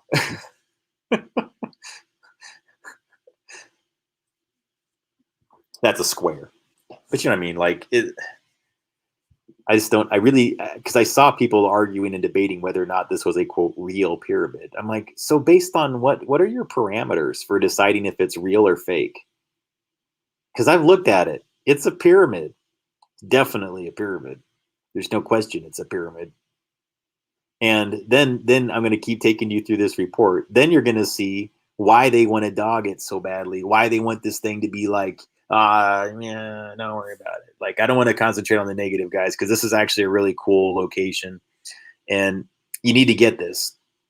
And so the reason why I'm explaining this element to you about why there's a strife created is because those of us who figured this out, the positive uses for it and the ability to heal and the ability to create a sense of wellness in general, they will make spiritual attacks. They will make sure to disadvantage people like us who've really learned this and want to spread this knowledge and then help people understand it. And so I'm going to make appeals to you guys. Please look down in my description section. That's where all my contact details are. That's where all my description details are for doing contributions and whatnot. I would really appreciate some extra support right now, guys. I'm being whittled down to next to nothing now. My expenses are like far beyond anything that I can afford day to day. And I don't know how I'm going to get the hell out of here at this point. So not trying to be negative or anything like that. It's just that I would really like a good project to continue on, or at least the ability to do my research in peace. And if I could find a safe location to do that in, it would be something that I'd be very, very grateful for. But I know, guys, it's going to sound like I'm a person that's like not grateful, but I have to have it be the right kind of environment. It really does have to be a place with people that I trust and that are, you know, or at least on the same wavelength to a large degree. Because if it's not that way, guys, it's going to taint everything that I'm doing. I'm trying to create some things right now that are going to discuss this trinity of human energy. I would like to create something more meaningful within a documentary series and that actually shows the data similar to what this report does. So anyways, I don't want to make this a long commercial and everything like that. It's just to say, hey, I'd appreciate it, guys. I'm really looking for another project to work on right now, and especially to get this device really going into some meaningful things where we're proving what it can do. Because I know I've seen it. I've done studies on my own here now to know that the information it provides is very vital to solving problems that we're existing in today. So this is them measuring the actual healing rock, the stone circle in the middle of this pyramid, okay, where this energy emanates from. And so what you're seeing here is the energy signatures of various places where they stop in the different pyramids and different tunnel structures. And so you can see, you know, how the intensity of the energy changes depending on the different locations that they're in. And literally, you know,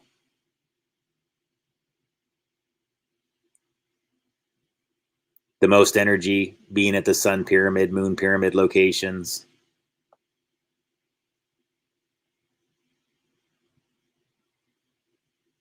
And it actually creates a visual chart. Sorry, this is the scaling is my fault. I didn't convert the file properly. I apologize, folks.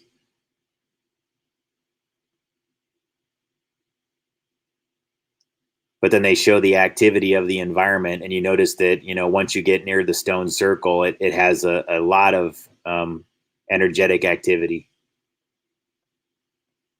And then what this does here, this is to help people kind of understand these results.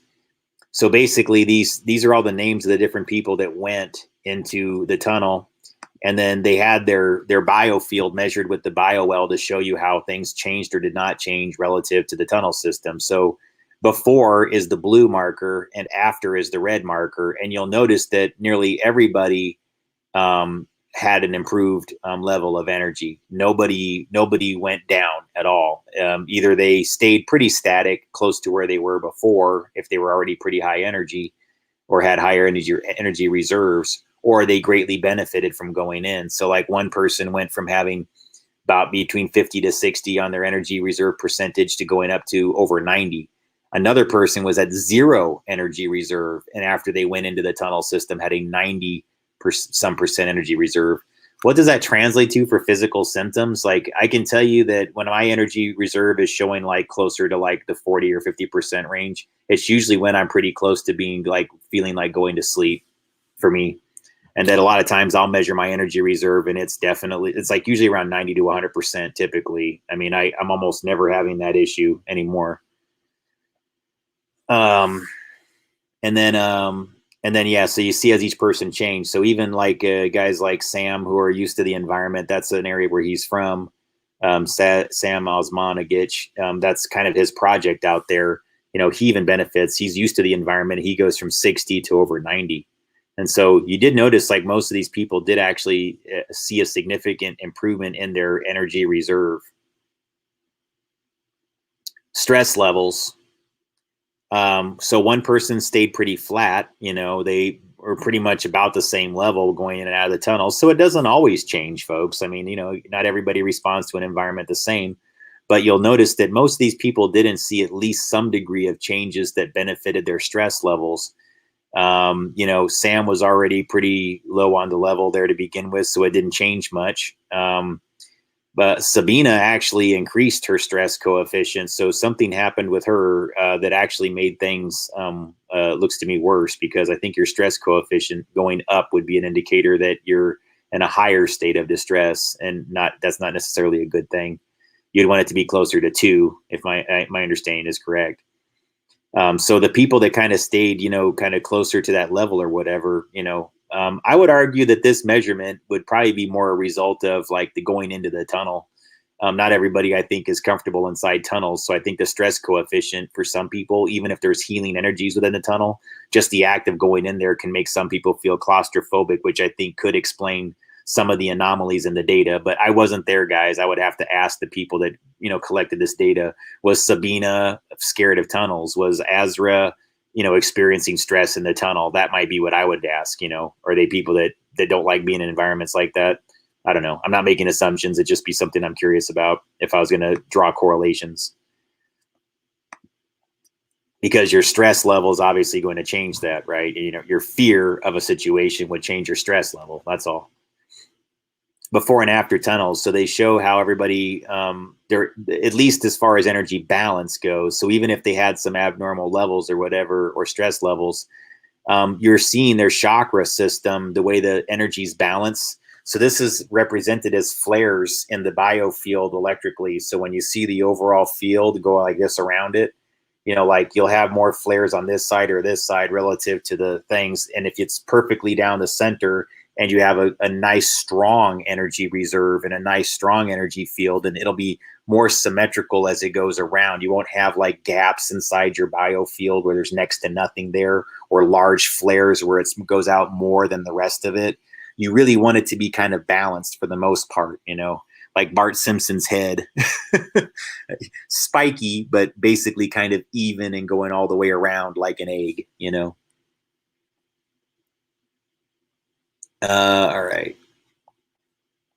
Yeah, there it is. So they say before and after the tunnels, so you can kind of see some of the changes that occur. Actually, they're not that dramatic in this particular case. That particular person.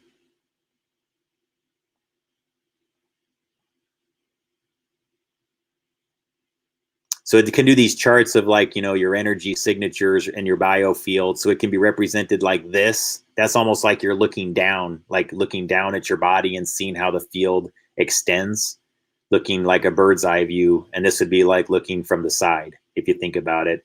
So the chart that you're seeing with the circles over there, it's like you're looking down at the head and seeing how it spreads out. Okay, if that helps you understand that better. And these are just numeric values. So you kind of know where that's going. So like if this is if this red dot is like your head, like right in the center of your body, right where your spine is, this is how your biofield is extending, represented by these lines in the chart here. It actually shows you, you know, the different parts of your body: thyroid, jaw, cerebral zone, coronary vessels, spleen.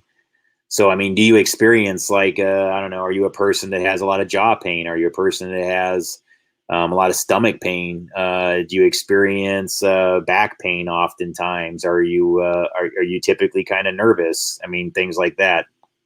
You would probably see evidence of it within your charts here. So I would say this chart, like this one here, is a way more dramatic difference. See this right here? Look at the one on the left, and especially close to where the hips are on the left side, and then look at the one on the right. See this? Because that's before they went into the tunnel. Now look at the biofield close to the hip section there. This is before the going in the tunnel, and that's after. See how the field is more even here? Now let me zoom out. Look at this here. See where this is to the hand? Like there's almost a gap, like a huge gap. Now look at where her hand is here. It's filled in.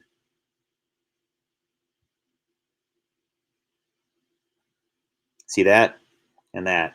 So again, that's a sign that somebody actually, their health is improved as a result, or their wellness has improved, or their electrical flow has improved as a result of the change of the environment.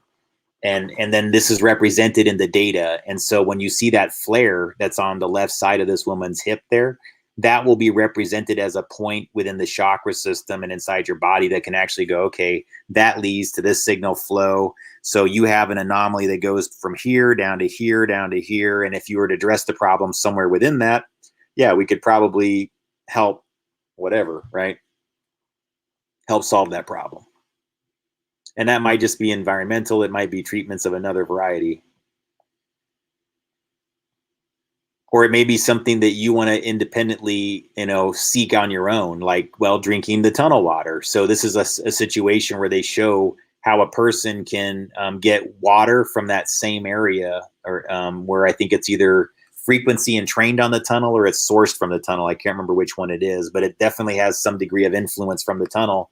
And you notice how here's one subject, the KK is their initials, but you can see the difference in between when they drank the water and not. Again, it's not dramatic, but you can see a slight improvement on the right side. It's a little bit more vibrant. It's a little bit thicker, but it's not like you don't see a lot of these like flares, like the left side. This is a little bit too much on the right side here, extending like that is a little bit of an anomaly.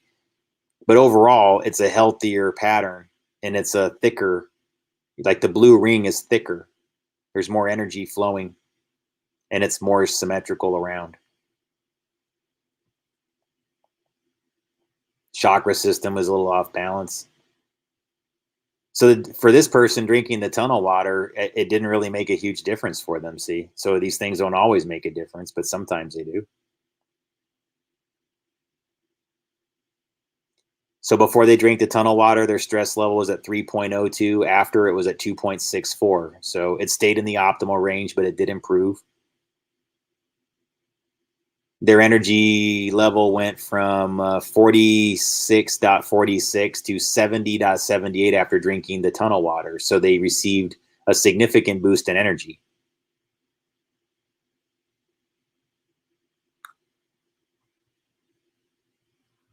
So the conclusions that they came to is that, you know, that Bosnian pyramids and tunnels demonstrate remains of the unknown, highly developed civilization, that the presence in the tunnels had strong positive, measurable effect on the emotional and physiological condition of all people. The level of energy activity of the environment measured at all sites was in the most beneficial range.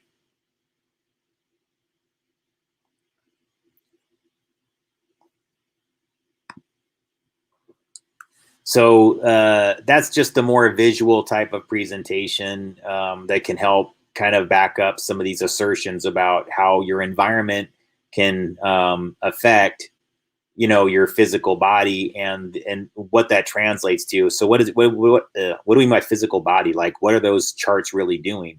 It's showing that flow, folks. I'll say it again. It's demonstrating. You have to think of it like signal flow through your body, electrical flow. You're a bioelectrical machine. And so anything that interrupts that electrical flow is going to create health anomalies. And so if the more even patterned it is and the stronger pattern it is, the better. And the more you can do with it. And then you're starting to get into the more metaphysical, fine-tuning your abilities. If you're really going to get into that type of discussion, yeah. I would say to those who are practicing and fine-tuning, you know, their psi ability and things like that, then yes, you can get into that realm. Or if you're just a person that simply is dealing within the realms of physical health day to day, this is great. I mean, I think personally, this is probably one of the things that, like, you can just like always get the data pretty quickly, what you're looking for, have a nice visual chart to say like, wow, that really does line up. That is exactly how things are going right now. I can't believe it. It's happened too many times when I look at the data on this machine to go like, yeah, I have to at least give them credit that whatever is going on with it seems to be legit. I'm happy as far as that part goes. And I'm looking forward to showing this in more different, types of locations, guys, ladies and gentlemen. There's a lot of different places I have ideas for, and there's tons of different things that we can do with this that I think are both educational, entertaining. So sky's the limit as far as like case studies and things that are interesting. It's just like, what do you want to do with it, really? I wish we didn't have this COVID thing going down. I mean, to me, I would love to go visit a place like the Bosnian Pyramid right now. I don't know about you guys, but like out of everything that's going on historically right now, out of all the different locations that are around the world, this is the place that interests me the most right now, strangely. I'm really, really drawn to it. I know there's something deeper going on with it, guys. It's in and of itself, what I think is going on with the Bosnian Pyramid is it's drawing in magnetically as part of its function. It seems to be broadcasting. How else do I say it, guys? I think it's literally transmitting the awareness. It's transmitting the awakening that is going into the collective consciousness. It appears to me to be sort of a bio-internet transmitter of the intentions of the people that enter the pyramid. And I think that's one of the reasons why they were trying to create so much stress and trauma relative to the region. They didn't want anybody going into that freaking pyramid feeling good or expecting to feel better or expecting to feel well. And I think you got to really think this through a little bit, guys. When people go into the pyramid expecting to get well and wanting to get well, and everyone else is there with them feeling the same way, I'm guessing that the human factor in generating that energy is exponential. To say that, sure, as an energy location, it's doing it. It obviously has something going on, but the positive reinforcement of the message that you're going to be healed or you're going to feel well when you go in has an amplifying effect, because all the people that are in there simultaneously are typically, I would say, if they went through the trouble of going out there and went in, they're probably believing it's possible. Can we agree? Not too many people, I think, would travel thousands of miles just to be a naysayer and go, this isn't happening. Why would you waste your money? Why would you waste your time? If you're going to go out there and go through the trouble of going into the tunnel, chances are you're open to the idea and you believe it. That is half the component to healing. That's half the component to illness. No, more than half. I think it's 99% of it.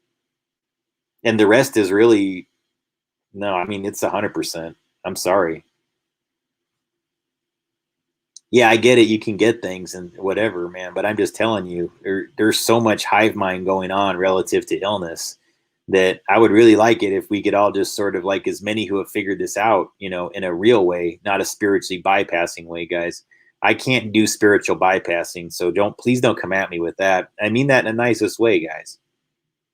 I mean to say, like, I need somebody to, when they're talking about this to me, I want them to explain it to me scientifically. I want them to come at me showing me that they get it.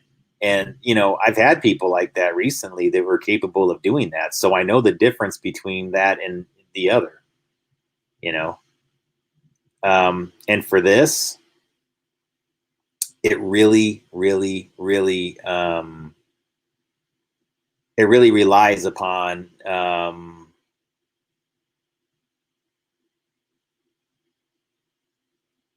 do I say it?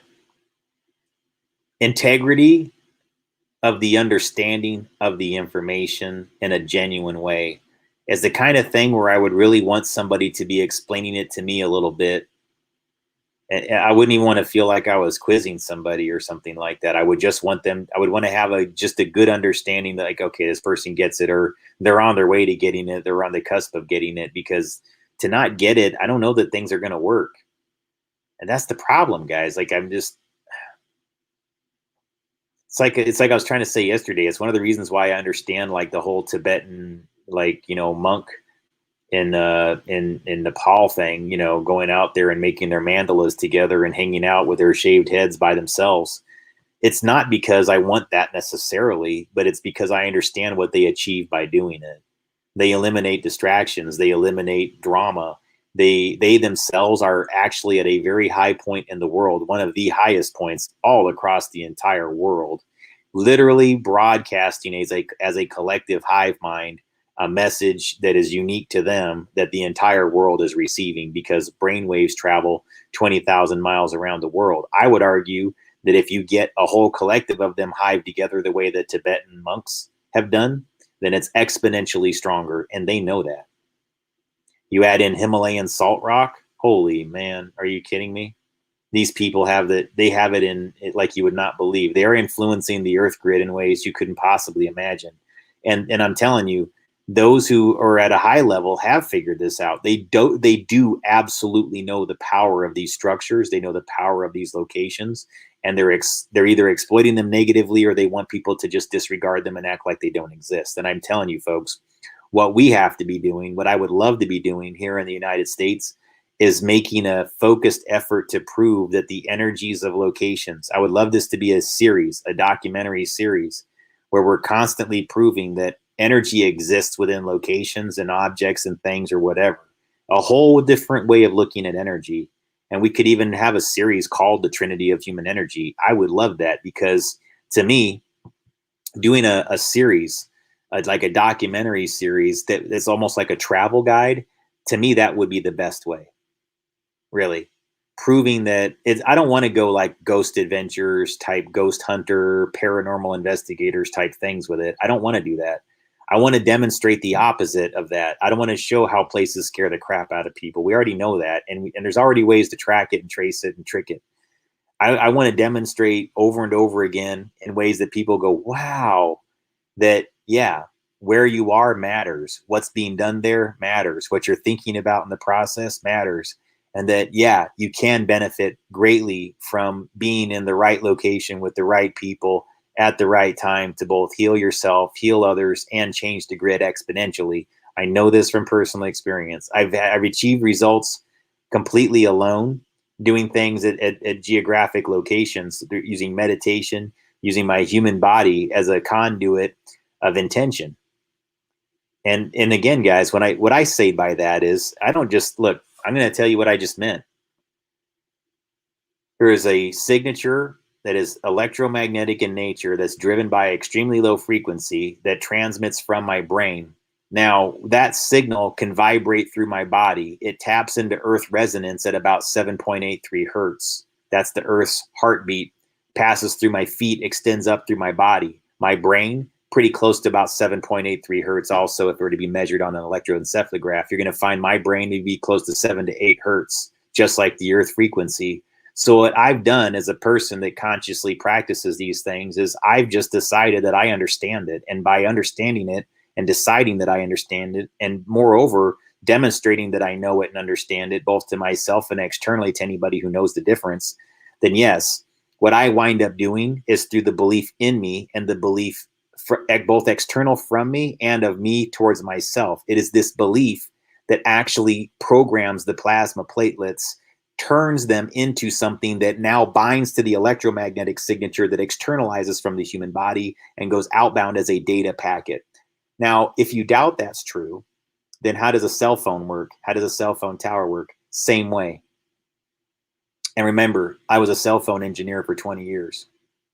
So do you think I know a little bit about studying the human body and the brainwave things after studying this about, well, look, I spent 5 years now studying this. So I spent at least 25% of the time studying human energy concepts as I did in my entire career in the wireless industry.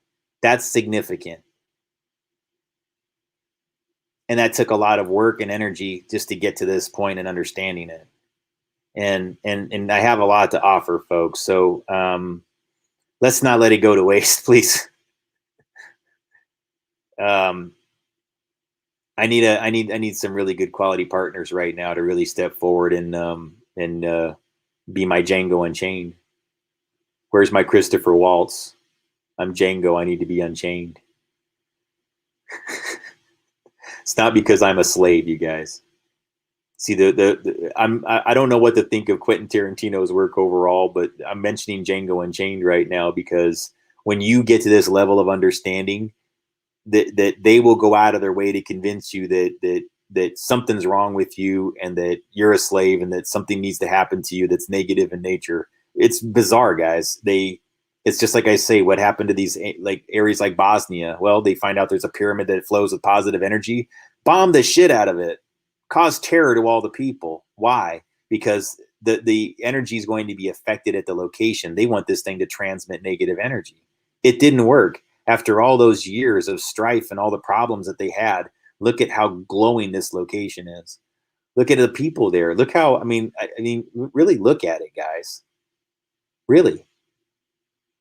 Look at them. Listen to them speak. I mean, I can get you guys a link to the Bosnian Pyramid channel and listen to Dr. Osmanagic speak. He just has this he's very open. He'll speak to things in a, he's not kowtowing to any agendas or anything. Definitely not. He'll definitely challenge the status quo, but in a very polite way, in a very nice way. And I don't know, man. I just wonder what's going on here with the lack of acknowledgement of the location. So anyways, but getting to that point, they've really discovered that this connection to your body voltage relative to what you manifest in your belief systems is an actual thing.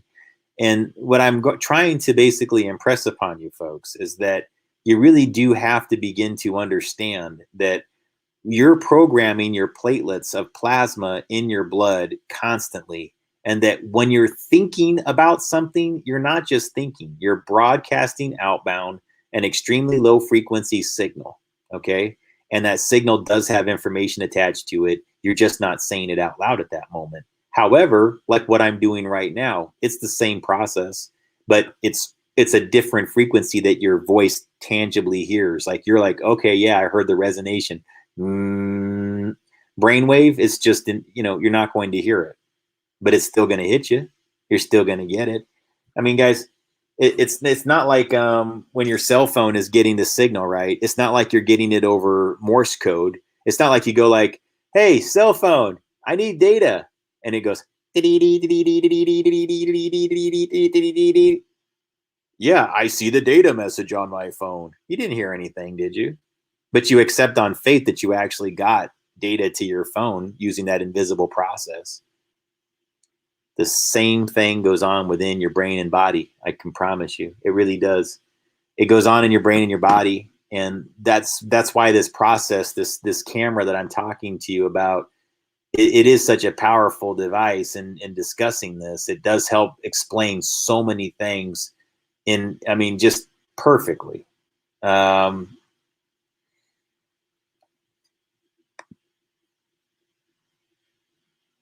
right.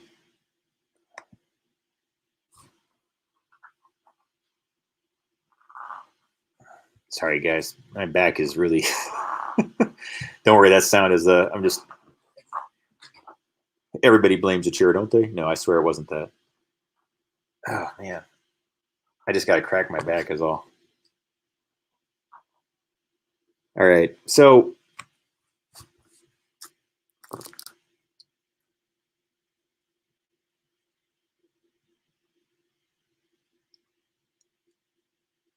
I was trying to think if there was another way I could put this material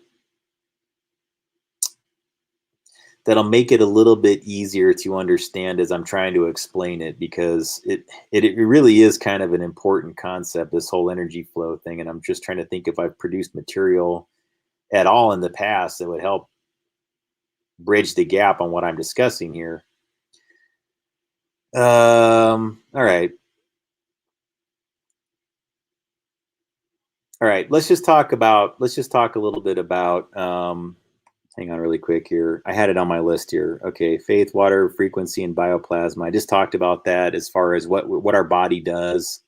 Okay, how do we ascend the global hive mind experiment currently going on? That's the part that I have to get down to. Disregard the false media cycle, both MSM and bogus all media. Merge into clusters of common beliefs and start to vibrate into frequency, the reality we seek from inside ourselves, projecting our collective biofields into the common resonances that bind to form new ones while preserving our individual sovereignty. All right, what do I mean by that?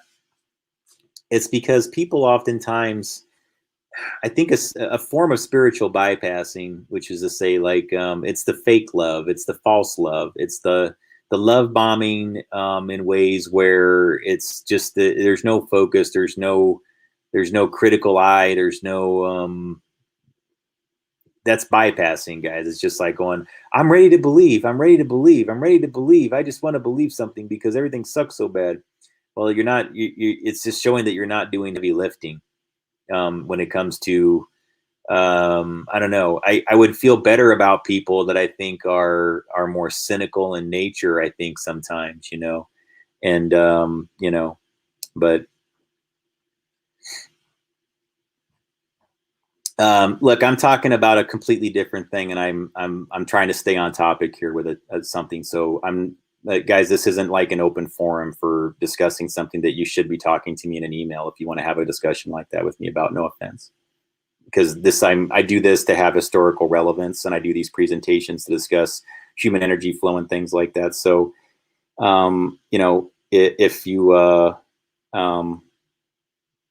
if you want to talk more about those types of things and everything like that, that's cool. But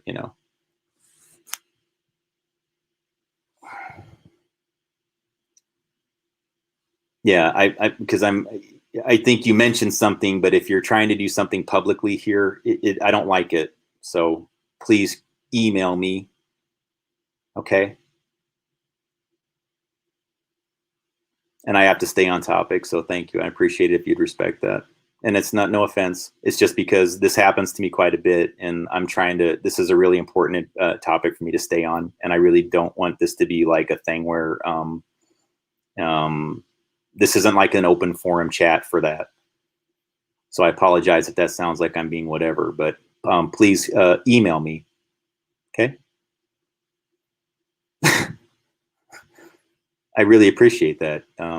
Guys, I'm really trying to do something serious here.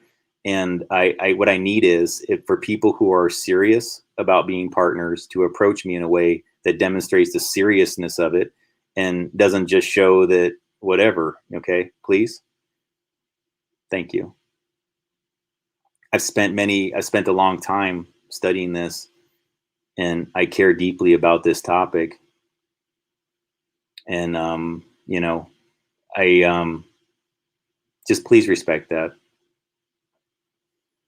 All right. So, and part of the reason what drives me and motivates me on this, and I need you to understand this very clearly, is that there's a spiritual component relative to how children are being exploited because they're the generators of the most bioplasma. And because this is an unrecognized economy involving these love family cult type cults, Church of Jesus Christ at Armageddon, Source family cult type places, Children of God's type people. I mean, guys, these cults have like a ton of different names, and they all have the same signatures, and the people that are in them all talk the same and look the same and behave the same and use the same coded language. And that's been my problem. Okay. And so when this does happen, I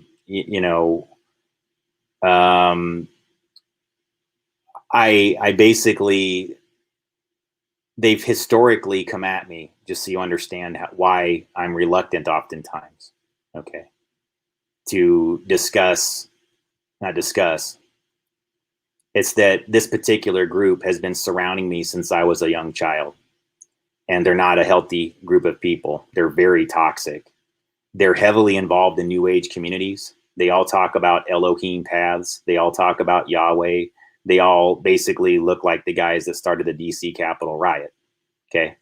And they've been surrounding me for years. And every time I try to get away, they're there. Every time I try to do something serious, they're there to interrupt it and intercept it.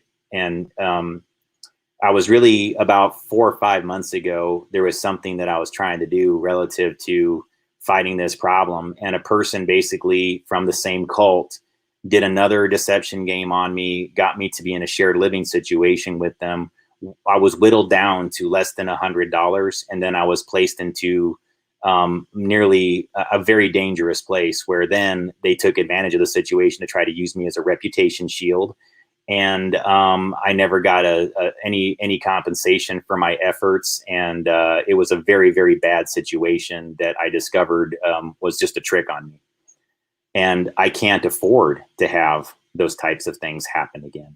I can't afford it financially. I can't afford it spiritually. And I can't afford it on any level. And more importantly, the people that I am trying to help relative to this issue can't afford me being stalled and delayed. They can't afford me being tricked or hoodwinked or being taken in by any of the wrong people again. Okay. And so what I identify, the people that I've historically thought took me seriously, number one, they will actually approach me in a way that says, hey, here's what I've got going on. They send me a message. We start having some conversations. We exchange ideas or whatever and things like that. The things that they typically don't do is do things in a way that are overtly public and try to draw associations back to them through me. Whenever I see somebody that's trying to draw associations in very, very public ways through me to them and their people, it's very off-putting towards me. And it makes me think that what they're trying to do with me isn't really about supporting my work or helping the people that I'm trying to help. It has a lot more to do with boosting their own profile and making themselves into celebrities or something else that I have no interest in doing for them or being myself. I am really in my own, I'm honestly, sincerely, in all reality, really trying to end this freaking problem that's been very close to me since I was a child, since I was born. And I know who's doing it. I know where it leads back to. I know who they hire to interrupt all of this holy work. And it is holy work. This is a freaking mission from God we're on. And I didn't hardly even believe in God until the last few years. And so now I take this absolutely seriously, like I cannot begin to tell you. And so when somebody approaches me, I want to feel like they have that same sense of seriousness. I want to feel like that it's inside them the same way, that it's really, really inside them, and that they're going to show me that they've got that going on. And I have been very fortunate lately to actually have experienced some people like this. And this is one of the reasons why, once I got to know people that were that remarkable again, because it had been a long time since I'd been around people like that. Once I felt that and it was around people that were that compassionate, that caring, and they weren't entirely the same as me. They did have differences from me, but let me tell you something. They were very warm. They were very decent. And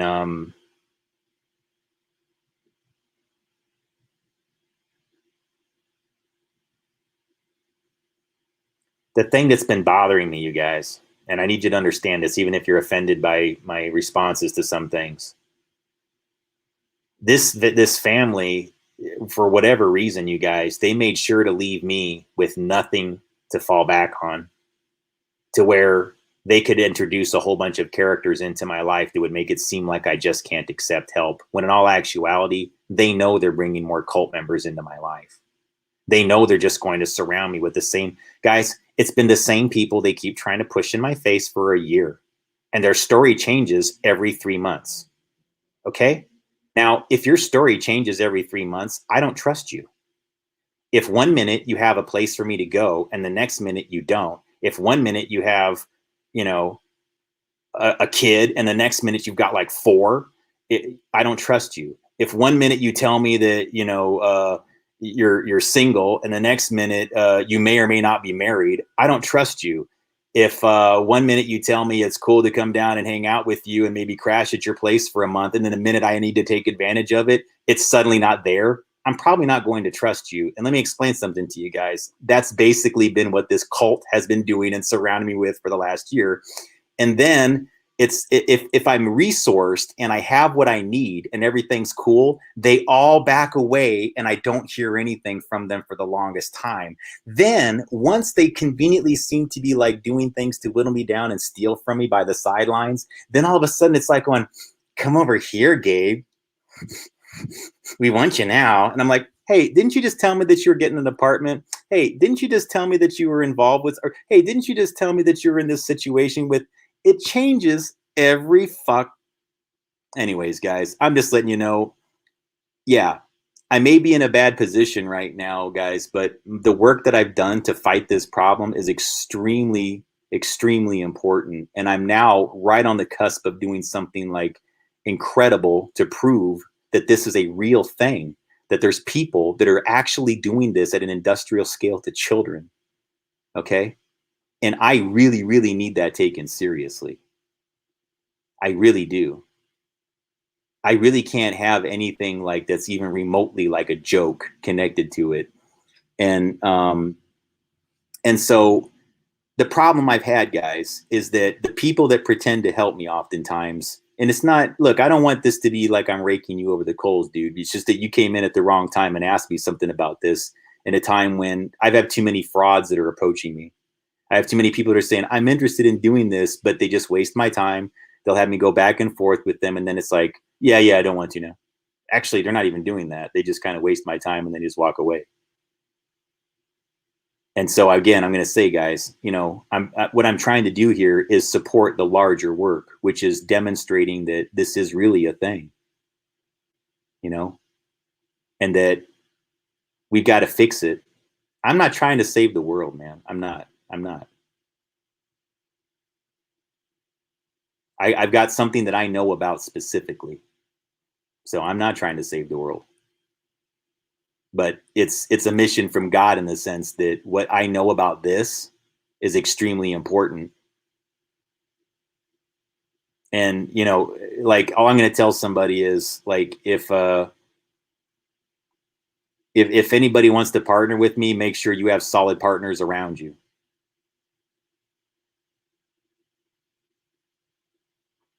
And that they're not just another joker that's been messing with me. That's all I'm going to say.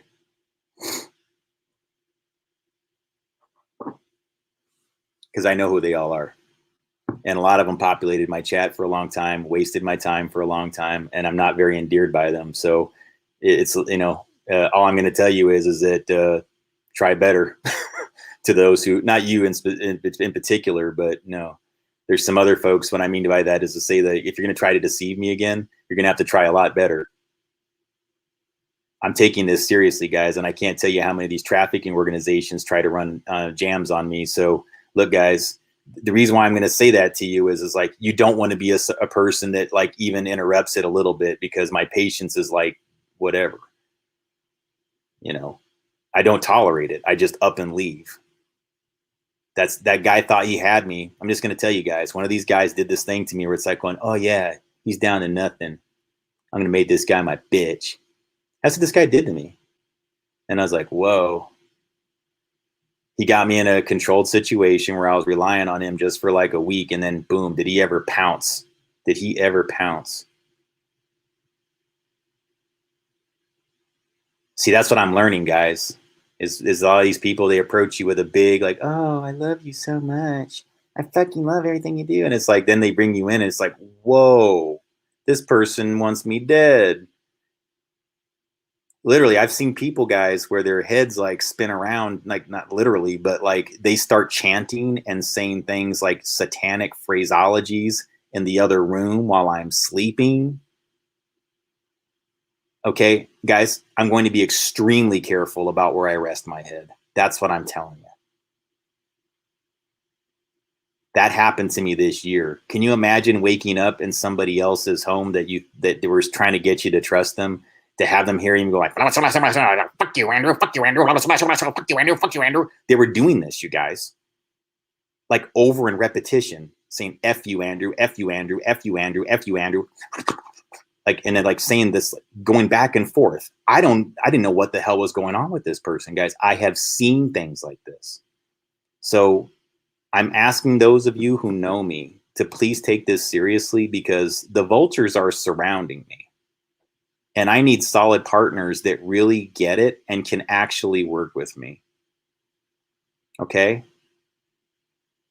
And so if you're affiliating yourself to people who have historically been rug sweeping me, it's not going to help you work with me. And I'm sorry if that is not something that certain people weren't familiar with, but yeah, there's a few people that love to drop my name, but they're full of rug sweeps when it comes to confidence and everything else like that. So it does not endear me to hear their name said by another person when they go like, hey man, trust me. And I'm like, well, that doesn't help me. Just saying. So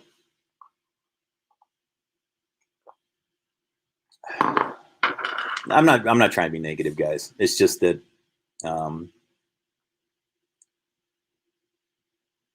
I can't have another slowdown. I'm sorry. But I do, if I'm in a position, guys, where I can actually take on some of these challenges, you know, where I could be around a person that was doing that and maybe help them get out of that mind state where they're not spinning around going, F you, Andrew. That's what the guy was doing. I don't even know who Andrew is. His name wasn't Andrew. There was no Andrew in the place. He's just sitting there going in circles. Like, Andrew. I mean, guys, can you imagine that? Can you imagine that that's who you trusted with your safety? That they're like, yeah, come over here, man. I'll take care of you. It's going to be cool. Don't worry, man. We're going to be friends. So by the time, you know, guys, you know, it has to be, please understand that that's happened to me so many times. Do you know how many times it's happened to me now? Thank you to the people that took me in that didn't do it, because it's not even like all of them or anything like that. You guys are awesome, and I don't want you to think that I'm biting you, because quite a few people have taken me in and been very, very nice to me. So, you know, but they know the stories. I've told them. Those people know. They know they're not these people. They've heard the stories. One of the people that took me in wound up shocking my body with over 2,000 volts per meter of electricity. I'm not even going to say some of the grosser things they did to me. It was so degrading and humiliating. And that's what these people will do to you when they get you in a controlled environment. Please understand that. Whatever they can get away with, they will. And they do. And I'm a strong man, and I can handle a lot. But I don't want to get killed with kindness again. And I can trust people. I'm very capable of trust, and I'm not going to have my ability to trust gaslit constantly by the same cult. And that's what they do, guys. So please, to those of you who have made genuinely nice offers and things like that, don't be offended. I need you to understand how bad this cult has been with always using the same language, always having the same appearance, and always. Hey, guys, and then every time, like, my instinct is telling me it's them again. It's them again. I know it is. And then I go, I gotta trust somebody sometime. And then I let them in. They do it all over again. It's just like clockwork, man. So again, guys, if those of you, if you want me to investigate the Love family or whoever is doing this, the Church of Jesus Christ at Armageddon, great. But make sure that I'm resourced and I can handle things independently, and that I never, ever have to be in a situation where one of these monsters can shock me all night and wake up doing like satanic chants around me. Because that's what I'm dealing with, folks. It's that level of seriousness sometimes. I'll go to investigate a case for a person, and that's what I find out. And then I learn that I have no support base when I try to get out of it. And then I wind up going like scrambling and everything like that. And then the only thing I have a lot of times is my channel to communicate outbound that I'm in danger. To anybody besides the ones that watch me closest. That's why lately I've been telling those people, like, you guys, at some point, somebody's got to bring me in. You guys know I've got the gift. Don't leave me out here. It's not right. It doesn't even make sense. But, you know, they keep trying. But at some point, you're going to have to learn. I'm not just going to take that choice. I'm not just going to go there.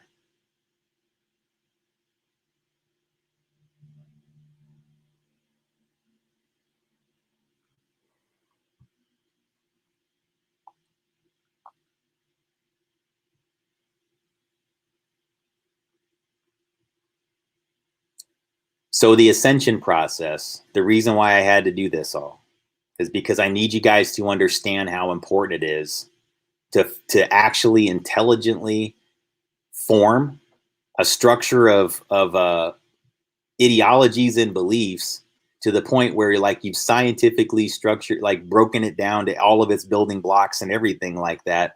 And then once you get that intact, like how you have to maintain it, and that I've got it down to a level of just practicable, simple basics of cyclical energy, oscillating fields, and sciences. What's going to happen to me if I get into one of these groups that's like going, join my hippie commune? I got no problems with hippies. They're cool people. But I'm just telling you, here's what happens. It's going to be, no, Gabe, you can't call it that. Call it Yahweh. No, Gabe, it's the Elohim path. No, Gabe, we're all practicing the...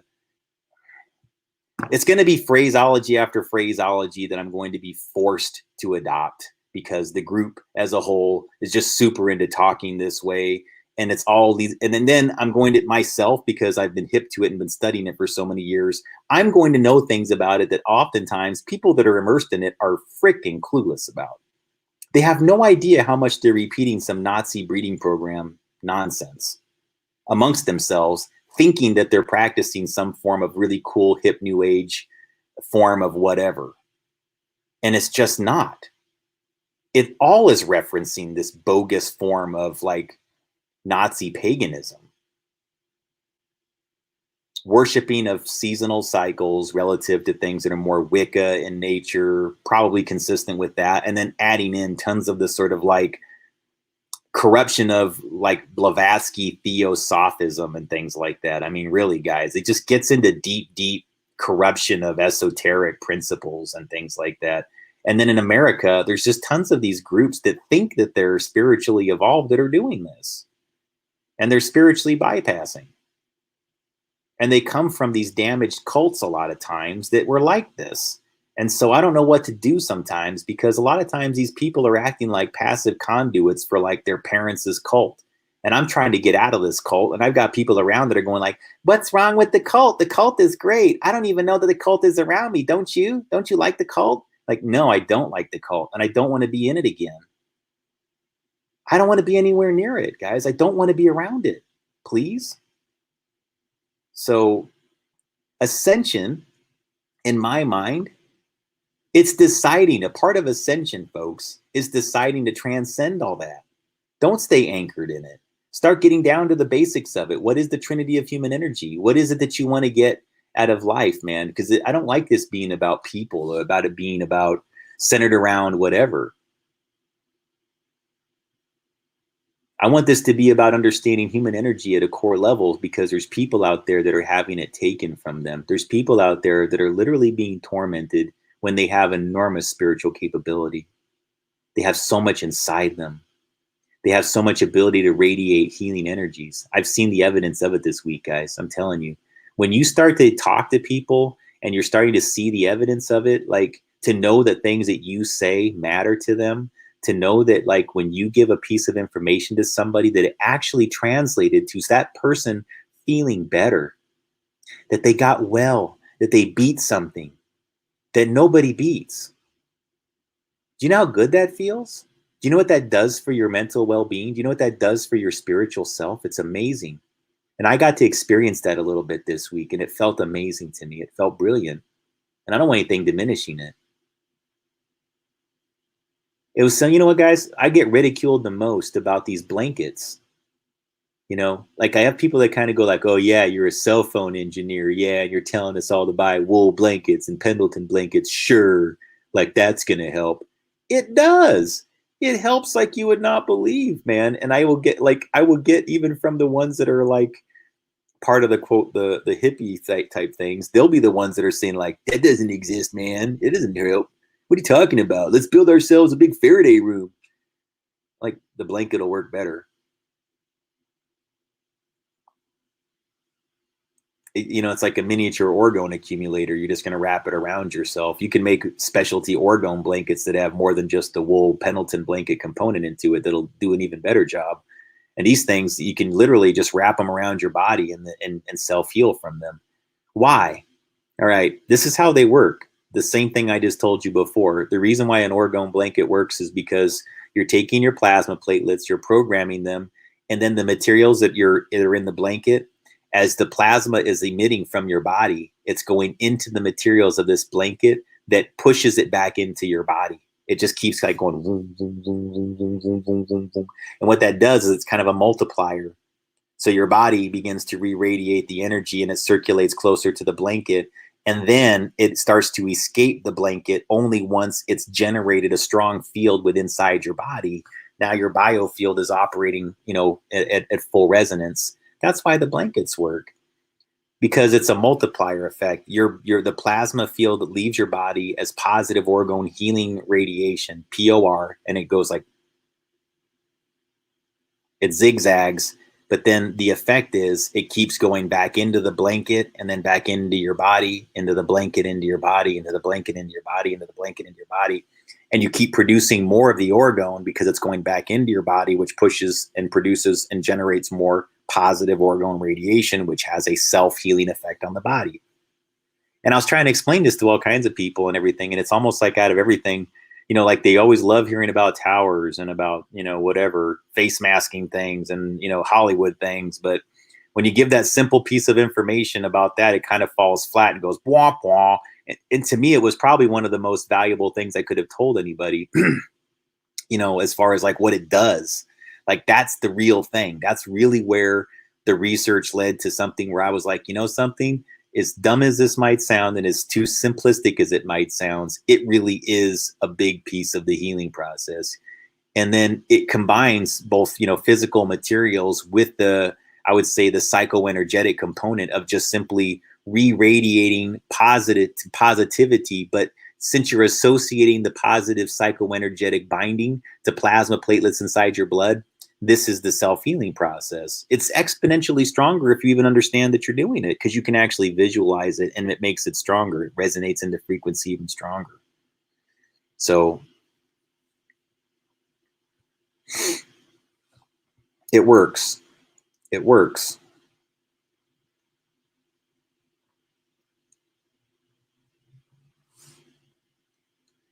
And so as part of what I mean to say, folks, is when I say about the ascension process, you don't have to be nonstop positive and in a state of I love everybody, everything all the time. I'm not. But what you should be capable of doing, I think, and this is just an opinion, you can differ from that, is I think be in a perfect state of wanting there to be love, wanting there to be love available, and wanting for people to have love in their lives available to them for them to reach out to and receive. To me, that is that's the real spiritual component. It's not to love everything. It's that it's available. It's that love is the lack of isolation or the lack of the making it an intangible thing in a person's life. That's the real crime. That's the real thing that should never happen. And what I'm noticing right now is that's exactly what seems to be going on within this spiritual battle that we exist in. Okay.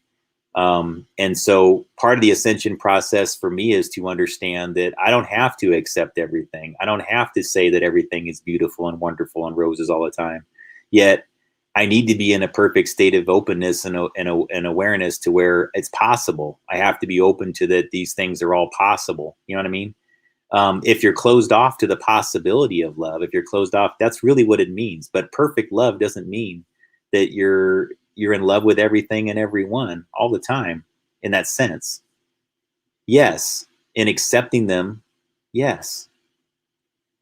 You have to leave something for those people to do individually. They got to be able to reach out. The plasma fields, folks, you're not strengthening the plasma fields of other people.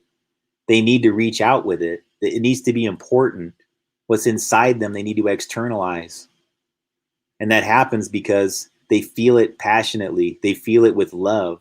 It's a message that's inside their heart that when the amplitude is measured out of their brain, it actually has more millivolts and microvolts associated with it. Their brain wave has a different frequency associated with it. And then when those two things are involved, the plasma platelets that are associated with this, it's just like the cell phone tower. You're just pushing data out everywhere. Vroom, vroom, vroom, and you're affecting the biofield. And that is a big part of the ascension process. And I would argue ascension really is when you're meeting with yourself on the other physical plane. It's where your biofield begins to meet with your other biofield, because everything's like the Mandelbrot. It's a mirror. Once you zoom in on this and reach down to its essence, you just reach another portal where it winds up a mirror of what this is. It's sort of like an inverse, or a higher self, or another dimensional self. But the point would be that that's another place where there's a form of you that knows more than you do now. And that if you recognize that space and time don't exist, but that energy is constant and that energy binds to plasma, then now there you go. Now you know why people perceive time. What they're really perceiving is the binding of plasma relative to what they're pushing out signal-wise, re-radiating and re-experiencing. That's karma. Just the karma cycle, guys. Pushing out, getting back. And it doesn't have to be good or bad or punitive or whatever, okay? But this is a part of it. And so the challenge now, guys, is let's just get ourselves out of this. Let's help each other get ourselves out of this as much as possible without the falseness, guys. Let's be, whatever. Let's make sure that we really, really know what we're getting into and doing relative to this. This is extremely important. It's extremely important work. And it needs to be taken seriously, this whole thing with the biofield. And I really do need assistance with making that a reality. And it has to be with people that kind of understand exactly what I'm talking about to a degree. I have to have at least one or two quality partners that really do understand it at the deeper level. Otherwise, it taints the overall work. The intention that gets programmed into the overall work does matter. Okay, I can tell you as a person that designed cell towers that are influencing places all over the world now. It exists, guys. What you think about matters. I know from experience. It's anchored in those towers. I'll talk about that more tomorrow. Have a good night, everybody. Thanks for joining.